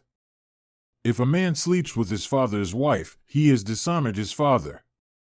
Both the man and the woman must be put to death. Their blood will be on their own heads. If a man sleeps with his daughter-in-law, both of them must be put to death. What they have done is a perversion. Their blood will be on their own heads. If a man lies with a man as one lies with a woman, both of them have done what is detestable. They must be put to death. Their blood will be on their own heads. If a man marries both a woman and her mother, it is wicked. Both he and they must be burned in the fire, so that no wickedness will be among you. If a man has sexual relations with an animal, he must be put to death, and you must kill the animal. If a woman approaches an animal to have sexual relations with it, kill both the woman and the animal. They must be put to death. Their blood will be on their own heads. If a man marries his sister, the daughter of either his father or his mother, and they have sexual relations, it is a disgrace.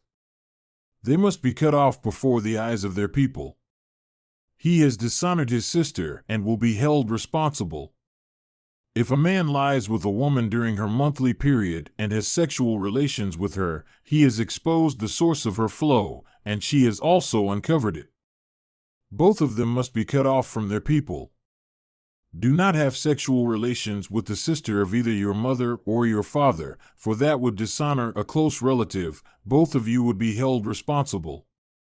If a man sleeps with his aunt, he has dishonored his uncle. They will be held responsible. They will die childless. If a man marries his brother's wife, it is an act of impurity. He has dishonored his brother. They will be childless. Keep all my decrees and laws and follow them, so that the land where I am bringing you to live may not vomit you out. You must not live according to the customs of the nations I am going to drive out before you. Because they did all these things, I abhorred them. But I said to you, you will possess their land. I will give it to you as an inheritance, a land flowing with milk and honey. I am the Lord your God, who has set you apart from the nations. You must therefore make a distinction between clean and unclean animals and between unclean and clean birds. Do not defile yourselves by any animal or bird or anything that moves along the ground, those which I have set apart as unclean for you. You are to be holy to me because I, the Lord, am holy, and I have set you apart from the nations to be my own. A man or woman who is a medium or spiritist among you must be put to death. You are to stone them. Their blood will be on their own heads. Leviticus 21.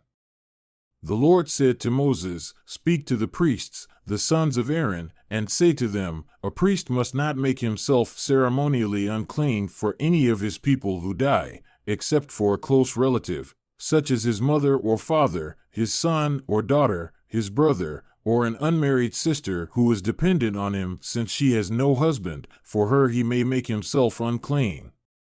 He must not make himself unclean for people related to him by marriage, and so defile himself. priests must not shave their heads or shave off the edges of their beards or cut their bodies. They must be holy to their God and must not profane the name of their God. Because they present the offerings made to the Lord by fire, the food of their God, they are to be holy.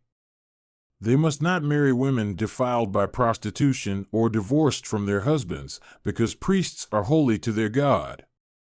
Regard them as holy, because they offer up the food of your God. Consider them holy, because I the Lord am holy, I who make you holy. If a priest's daughter defiles herself by becoming a prostitute, she disgraces her father, she must be burned in the fire. The high priest, the one among his brothers who has had the anointing oil poured on his head and who has been ordained to wear the priestly garments, must not let his hair become unkempt or tear his clothes. He must not enter a place where there is a dead body. He must not make himself unclean, even for his father or mother, nor leave the sanctuary of his God or desecrate it, because he has been dedicated by the anointing oil of his God. I am the Lord. The woman he marries must be a virgin.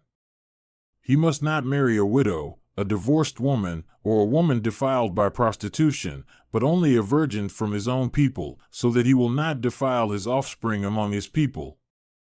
I am the Lord, who makes him holy. The Lord said to Moses, Say to Aaron, For the generations to come none of your descendants who has a defect may come near to offer the food of his God.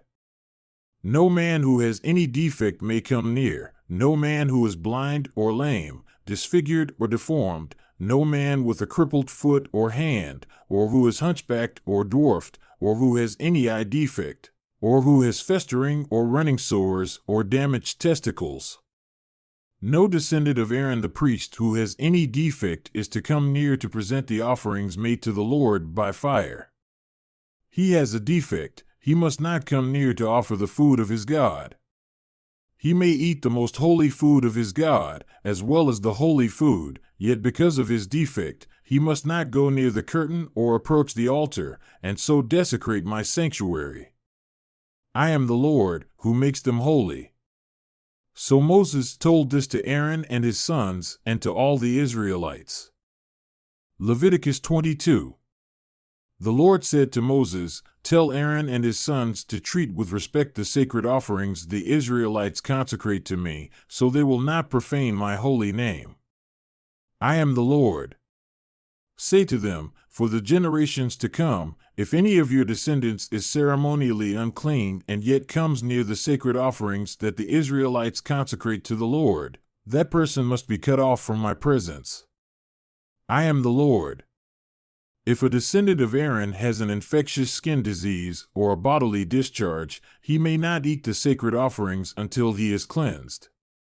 He will also be unclean if he touches something defiled by a corpse or by anyone who has an emission of semen, or if he touches any crawling thing that makes him unclean, or any person who makes him unclean, whatever the uncleanness may be. The one who touches any such thing will be unclean till evening. He must not eat any of the sacred offerings unless he has bathed himself with water. When the sun goes down, he will be clean, and after that he may eat the sacred offerings, for they are his food. He must not eat anything found dead or torn by wild animals, and so become unclean through it. I am the Lord. The priests are to keep my requirements so that they do not become guilty and die for treating them with contempt. I am the Lord, who makes them holy. No one outside a priest's family may eat the sacred offering, nor may the guest of a priest or his hired worker eat it. But if a priest buys a slave with money, or if a slave is born in his household, that slave may eat his food. If a priest's daughter marries anyone other than a priest, she may not eat any of the sacred contributions. But if a priest's daughter becomes a widow or is divorced, yet has no children, and she returns to live in her father's house as in her youth, she may eat of her father's food. No unauthorized person, however, may eat any of it. If anyone eats a sacred offering by mistake, he must make restitution to the priest for the offering and add 1/5 of the value to it. The priests must not desecrate the sacred offerings the Israelites present to the Lord by allowing them to eat the sacred offerings and so bring upon them guilt requiring payment. I am the Lord, who makes them holy. The Lord said to Moses, "Speak to Aaron and his sons and to all the Israelites and say to them, if any of you, either an Israelite or an alien living in Israel, presents a gift for a burnt offering to the Lord, either to fulfill a vow or as a freewill offering, you must present a male without defect from the cattle, sheep, or goats in order that it may be accepted on your behalf. Do not bring anything with a defect, because it will not be accepted on your behalf. When anyone brings from the herd or flock a fellowship offering to the Lord to fulfill a special vow or as a freewill offering, it must be without defect or blemish to be acceptable. Do not offer to the Lord the blind, the injured or the maimed, or anything with warts or festering or running sores. Do not place any of these on the altar as an offering made to the Lord by fire. You may, however, present as a freewill offering an ox or a sheep that is deformed or stunted, but it will not be accepted in fulfillment of a vow. You must not offer to the Lord an animal whose testicles are bruised, crushed, torn, or cut. You must not do this in your own land, and you must not accept such animals from the hand of a foreigner and offer them as the food of your God. They will not be accepted on your behalf, because they are deformed and have defects. The Lord said to Moses, when a calf, a lamb, or a goat is born, it is to remain with its mother for 7 days. From the 8th day on, it will be acceptable as an offering made to the Lord by fire. Do not slaughter a cow or a sheep and its young on the same day. When you sacrifice a thank offering to the Lord, sacrifice it in such a way that it will be accepted on your behalf. It must be eaten that same day. Leave none of it till morning. I am the Lord. Keep my commands and follow them. I am the Lord. Do not profane my holy name. I must be acknowledged as holy by the Israelites. I am the Lord, who makes you holy and who brought you out of Egypt to be your God. I am the Lord. Leviticus 23. The Lord said to Moses, "Speak to the Israelites and say to them, These are my appointed feasts, the appointed feasts of the Lord, which you are to proclaim as sacred assemblies. There are 6 days when you may work, but the 7th day is a Sabbath of rest, a day of sacred assembly. You are not to do any work. Wherever you live, it is a Sabbath to the Lord. These are the Lord's appointed feasts, the sacred assemblies you are to proclaim at their appointed times. The Lord's Passover begins at twilight on the 14th day of the first month. On the 15th day of that month the Lord's feast of unleavened bread begins. For 7 days you must eat bread made without yeast. On the first day hold a sacred assembly and do no regular work. For 7 days present an offering made to the Lord by fire. And on the 7th day hold a sacred assembly and do no regular work. The Lord said to Moses, "Speak to the Israelites and say to them, When you enter the land I am going to give you and you reap its harvest, bring to the priest a sheaf of the first grain you harvest. He is to wave the sheaf before the Lord so it will be accepted on your behalf. The priest is to wave it on the day after the Sabbath. On the day you wave the sheaf, you must sacrifice as a burnt offering to the Lord a lamb a year old without defect, together with its grain offering of 2/10 of an ephah of fine flour mixed with oil, an offering made to the Lord by fire, a pleasing aroma, and its drink offering of 1/4 of a hin of wine. You must not eat any bread, or roasted or new grain, until the very day you bring this offering to your God. This is to be a lasting ordinance for the generations to come, wherever you live. From the day after the Sabbath, the day you brought the sheaf of the wave offering, count off 7 full weeks. Count off 50 days up to the day after the 7th Sabbath, and then present an offering of new grain to the Lord. From wherever you live, bring 2 loaves made of 2/10 of an ephah of fine flour, baked with yeast, as a wave offering of first fruits to the Lord. Present with this bread 7 male lambs, each a year old and without defect, 1 young bull and 2 rams. They will be a burnt offering to the Lord, together with their grain offerings and drink offerings, an offering made by fire, an aroma pleasing to the Lord. Then sacrifice 1 male goat for a sin offering and 2 lambs, each a year old, for a fellowship offering. The priest is to wave the 2 lambs before the Lord as a wave offering, together with the bread of the firstfruits. They are a sacred offering to the Lord for the priest. On that same day you are to proclaim a sacred assembly and do no regular work. This is to be a lasting ordinance for the generations to come, wherever you live. When you reap the harvest of your land, do not reap to the very edges of your field or gather the gleanings of your harvest. Leave them for the poor and the alien. I am the Lord your God. The Lord said to Moses, "Say to the Israelites, on the first day of the 7th month you are to have a day of rest, a sacred assembly commemorated with trumpet blasts. Do no regular work, but present an offering made to the Lord by fire." The Lord said to Moses, "The 10th day of this 7th month is the Day of Atonement. Hold a sacred assembly and deny yourselves, and present an offering made to the Lord by fire. Do no work on that day, because it is the Day of Atonement, when atonement is made for you before the Lord your God. Anyone who does not deny himself on that day must be cut off from his people. I will destroy from among his people anyone who does any work on that day. You shall do no work at all. This is to be a lasting ordinance for the generations to come, wherever you live. It is a Sabbath of rest for you, and you must deny yourselves. From the evening of the 9th day of the month until the following evening you are to observe your Sabbath." The Lord said to Moses, "Say to the Israelites, on the 15th day of the 7th month the Lord's Feast of Tabernacles begins, and it lasts for 7 days. The first day is a sacred assembly, do no regular work. For 7 days present offerings made to the Lord by fire, and on the 8th day hold a sacred assembly and present an offering made to the Lord by fire.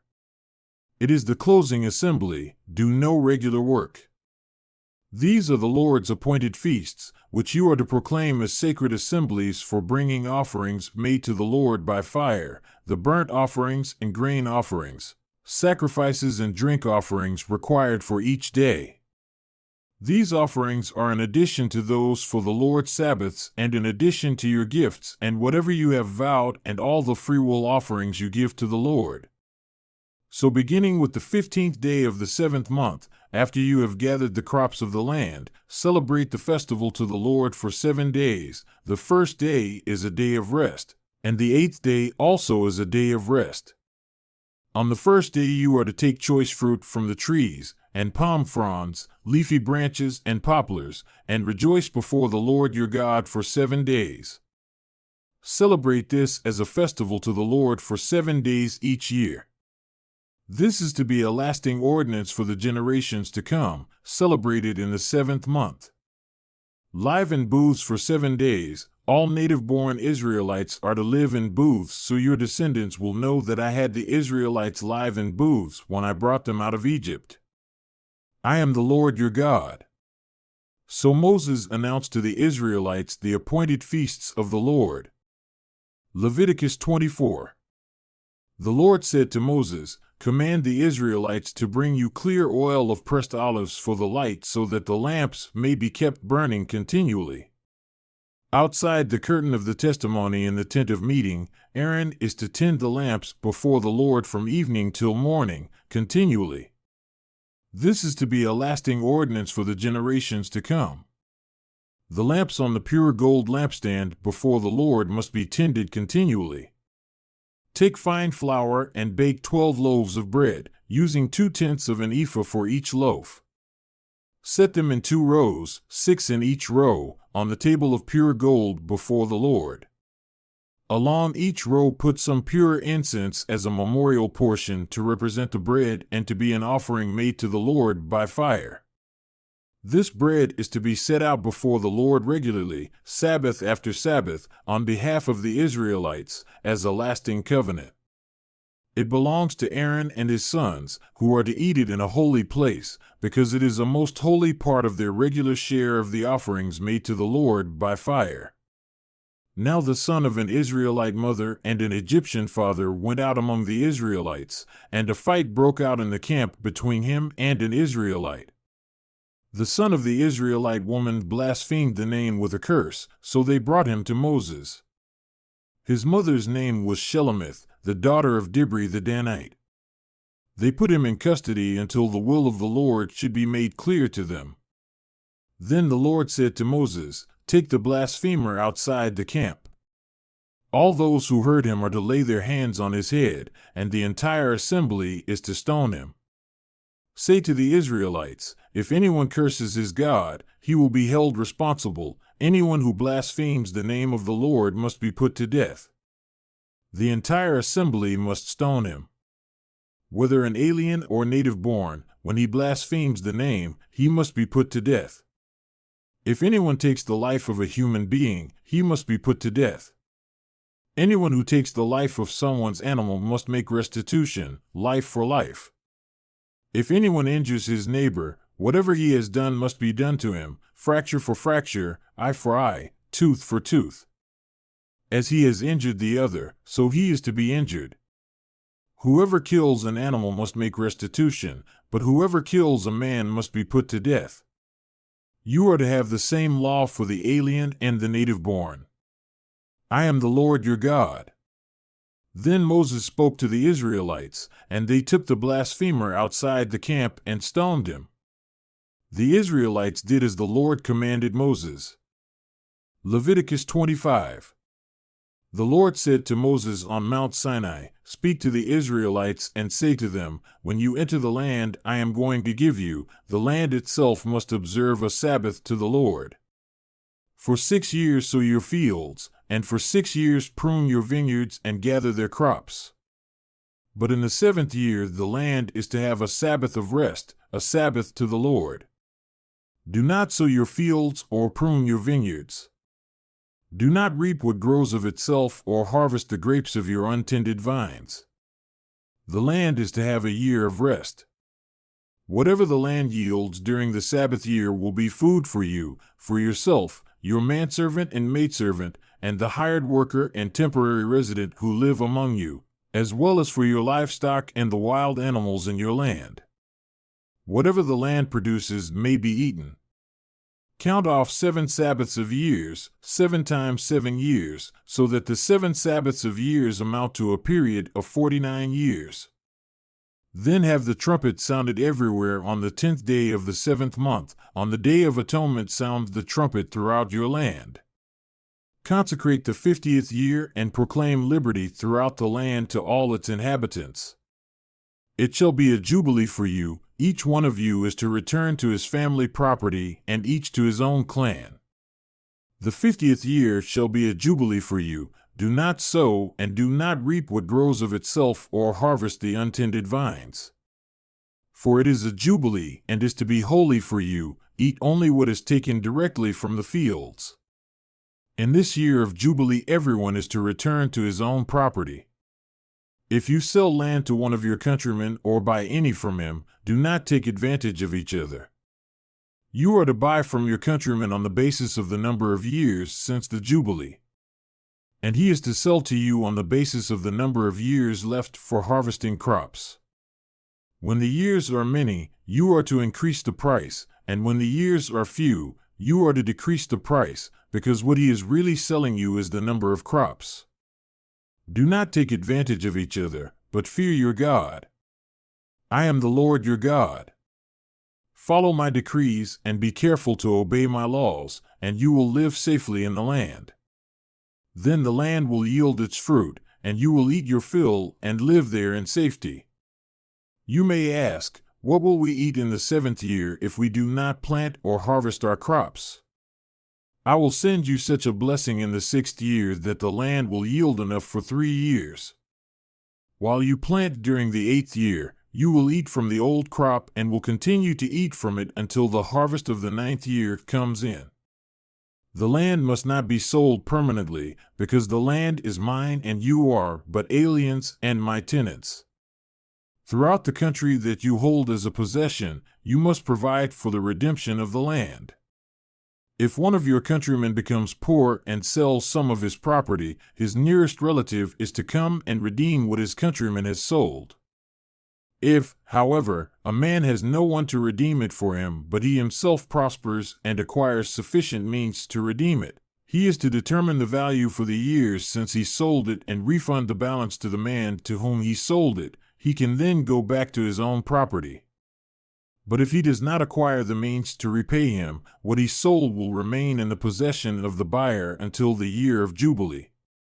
It will be returned in the Jubilee, and he can then go back to his property. If a man sells a house in a walled city, he retains the right of redemption a full year after its sale. During that time he may redeem it. If it is not redeemed before a full year has passed, the house in the walled city shall belong permanently to the buyer and his descendants. It is not to be returned in the Jubilee. But houses in villages without walls around them are to be considered as open country. They can be redeemed, and they are to be returned in the Jubilee. The Levites always have the right to redeem their houses in the Levitical towns, which they possess. So the property of the Levites is redeemable, that is, a house sold in any town they hold, and is to be returned in the Jubilee, because the houses in the towns of the Levites are their property among the Israelites. But the pasture land belonging to their towns must not be sold, it is their permanent possession. If one of your countrymen becomes poor and is unable to support himself among you, help him as you would an alien or a temporary resident, so he can continue to live among you. Do not take interest of any kind from him, but fear your God, so that your countrymen may continue to live among you. You must not lend him money at interest or sell him food at a profit. I am the Lord your God, who brought you out of Egypt to give you the land of Canaan and to be your God. Sold it, he can then go back to his own property. But if he does not acquire the means to repay him, what he sold will remain in the possession of the buyer until the year of Jubilee. It will be returned in the Jubilee, and he can then go back to his property. If a man sells a house in a walled city, he retains the right of redemption a full year after its sale. During that time he may redeem it. If it is not redeemed before a full year has passed, the house in the walled city shall belong permanently to the buyer and his descendants. It is not to be returned in the Jubilee. But houses in villages without walls around them are to be considered as open country. They can be redeemed, and they are to be returned in the Jubilee. The Levites always have the right to redeem their houses in the Levitical towns, which they possess. So the property of the Levites is redeemable, that is, a house sold in any town they hold, and is to be returned in the Jubilee, because the houses in the towns of the Levites are their property among the Israelites. But the pasture land belonging to their towns must not be sold, it is their permanent possession. If one of your countrymen becomes poor and is unable to support himself among you, help him as you would an alien or a temporary resident, so he can continue to live among you. Do not take interest of any kind from him, but fear your God, so that your countrymen may continue to live among you.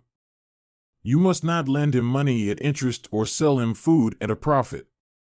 I am the Lord your God, who brought you out of Egypt to give you the land of Canaan and to be your God.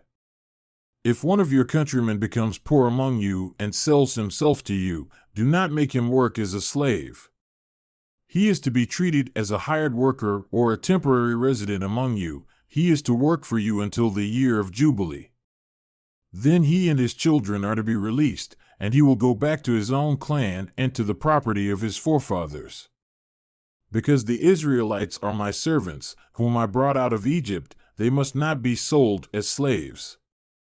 Do not rule over them ruthlessly, but fear your God. Your male and female slaves are to come from the nations around you, from them you may buy slaves. You may also buy some of the temporary residents living among you and members of their clans born in your country, and they will become your property.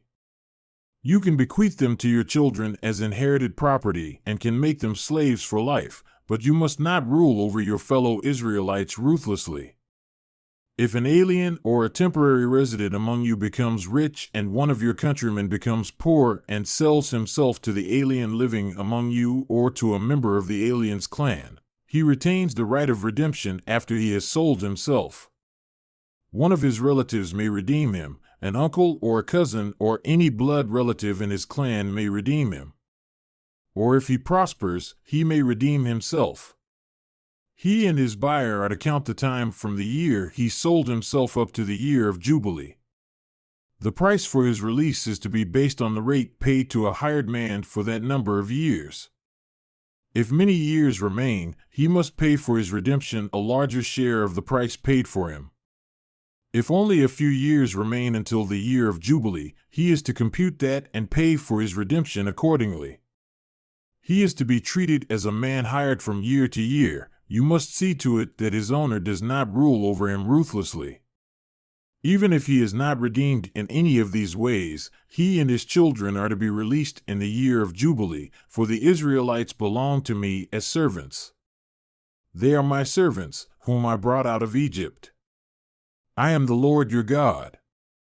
Leviticus 26. Do not make idols or set up an image or a sacred stone for yourselves, and do not place a carved stone in your land to bow down before it. I am the Lord your God. Observe my Sabbaths and have reverence for my sanctuary. I am the Lord. If you follow my decrees and are careful to obey my commands, I will send you rain in its season, and the ground will yield its crops and the trees of the field their fruit. Your threshing will continue until grape harvest, and the grape harvest will continue until planting, and you will eat all the food you want and live in safety in your land. I will grant peace in the land, and you will lie down, and no one will make you afraid. I will remove savage beasts from the land, and the sword will not pass through your country. You will pursue your enemies, and they will fall by the sword before you. 5 of you will chase 100, and 100 of you will chase 10,000, and your enemies will fall by the sword before you. I will look on you with favor and make you fruitful and increase your numbers, and I will keep my covenant with you. You will still be eating last year's harvest when you will have to move it out to make room for the new. I will put my dwelling place among you, and I will not abhor you. I will walk among you and be your God, and you will be my people. I am the Lord your God, who brought you out of Egypt so that you would no longer be slaves to the Egyptians. I broke the bars of your yoke and enabled you to walk with heads held high. But if you will not listen to me and carry out all these commands, and if you reject my decrees and abhor my laws and fail to carry out all my commands and so violate my covenant, then I will do this to you. I will bring upon you sudden terror, wasting diseases, and fevers that will destroy your sight and drain away your life. You will plant seed in vain, because your enemies will eat it. I will set my face against you so that you will be defeated by your enemies. Those who hate you will rule over you, and you will flee even when no one is pursuing you. If after all this you will not listen to me, I will punish you for your sins 7 times over. I will break down your stubborn pride and make the sky above you like iron and the ground beneath you like bronze. Your strength will be spent in vain, because your soil will not yield its crops, nor will the trees of the land yield their fruit. If you remain hostile toward me and refuse to listen to me, I will multiply your afflictions 7 times over, as your sins deserve. I will send wild animals against you, and they will rob you of your children, destroy your cattle, and make you so few in number that your roads will be deserted. If in spite of these things you do not accept my correction, but continue to be hostile toward me, I myself will be hostile toward you and will afflict you for your sins 7 times over. And I will bring the sword upon you to avenge the breaking of the covenant. When you withdraw into your cities, I will send a plague among you, and you will be given into enemy hands. When I cut off your supply of bread, 10 women will be able to bake your bread in one oven, and they will dole out the bread by weight. You will eat, but you will not be satisfied. If in spite of this you still do not listen to me, but continue to be hostile toward me, then in my anger I will be hostile toward you, and I myself will punish you for your sins 7 times over. You will eat the flesh of your sons and the flesh of your daughters. I will destroy your high places, cut down your incense altars, and pile your dead bodies on the lifeless forms of your idols, and I will abhor you. I will turn your cities into ruins and lay waste your sanctuaries, and I will take no delight in the pleasing aroma of your offerings. I will lay waste the land, so that your enemies who live there will be appalled. I will scatter you among the nations, and will draw out my sword and pursue you. Your land will be laid waste, and your cities will lie in ruins.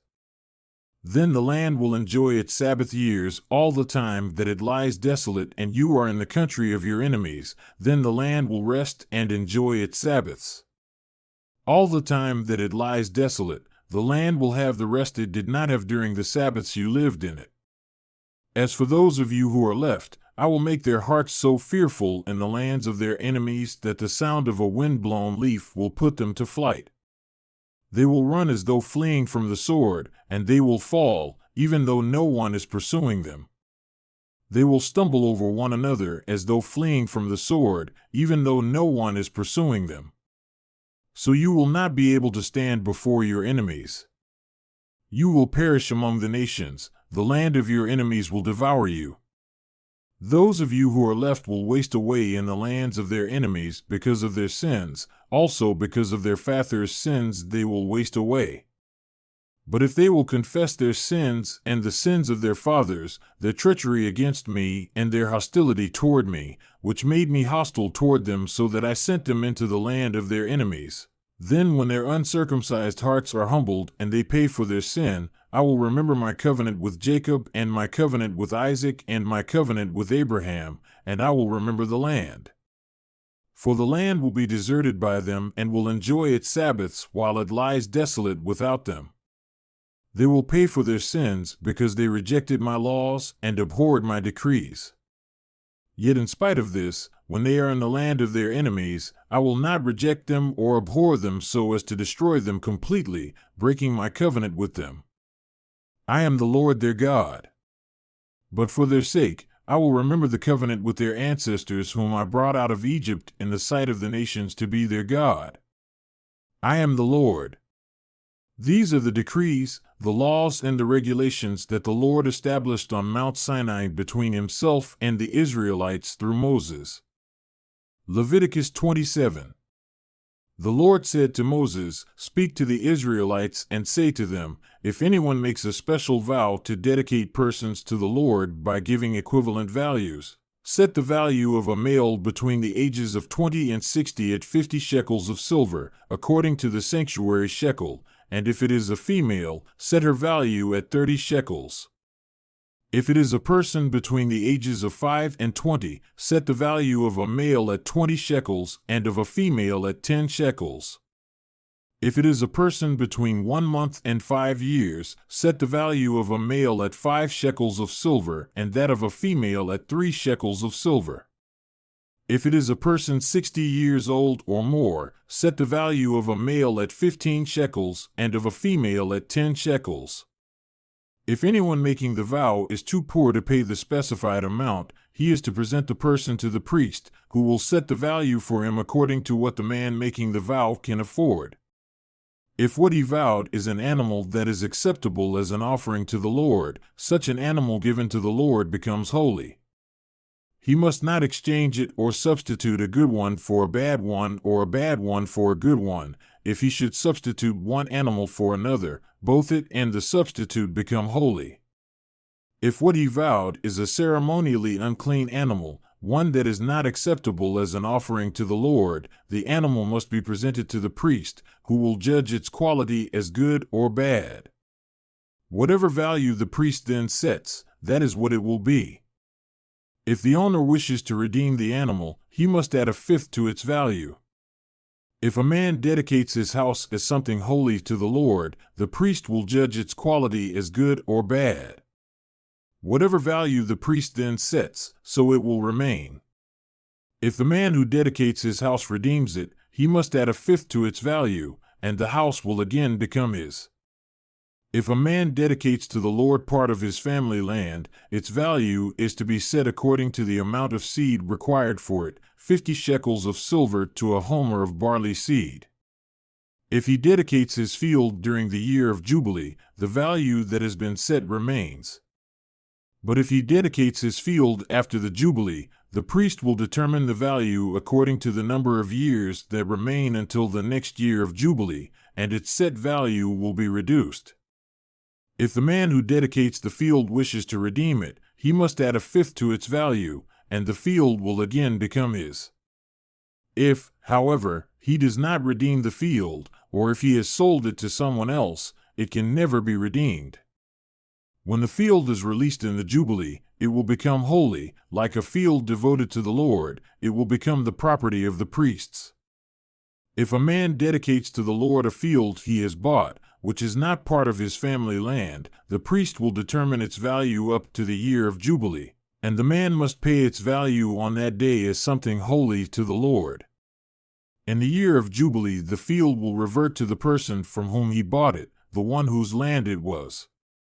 Every value is to be set according to the sanctuary shekel, 20 gerahs to the shekel.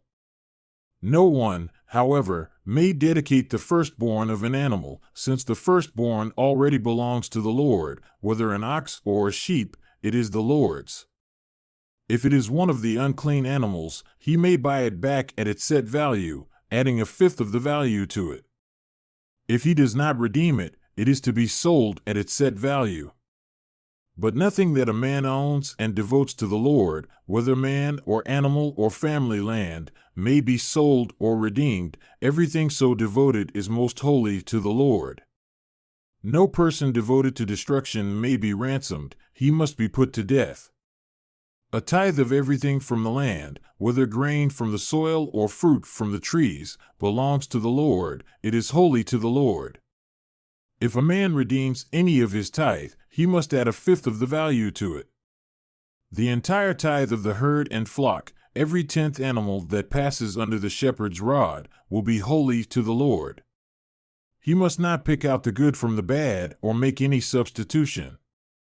If he does make a substitution, both the animal and its substitute become holy and cannot be redeemed. These are the commands the Lord gave Moses on Mount Sinai for the Israelites.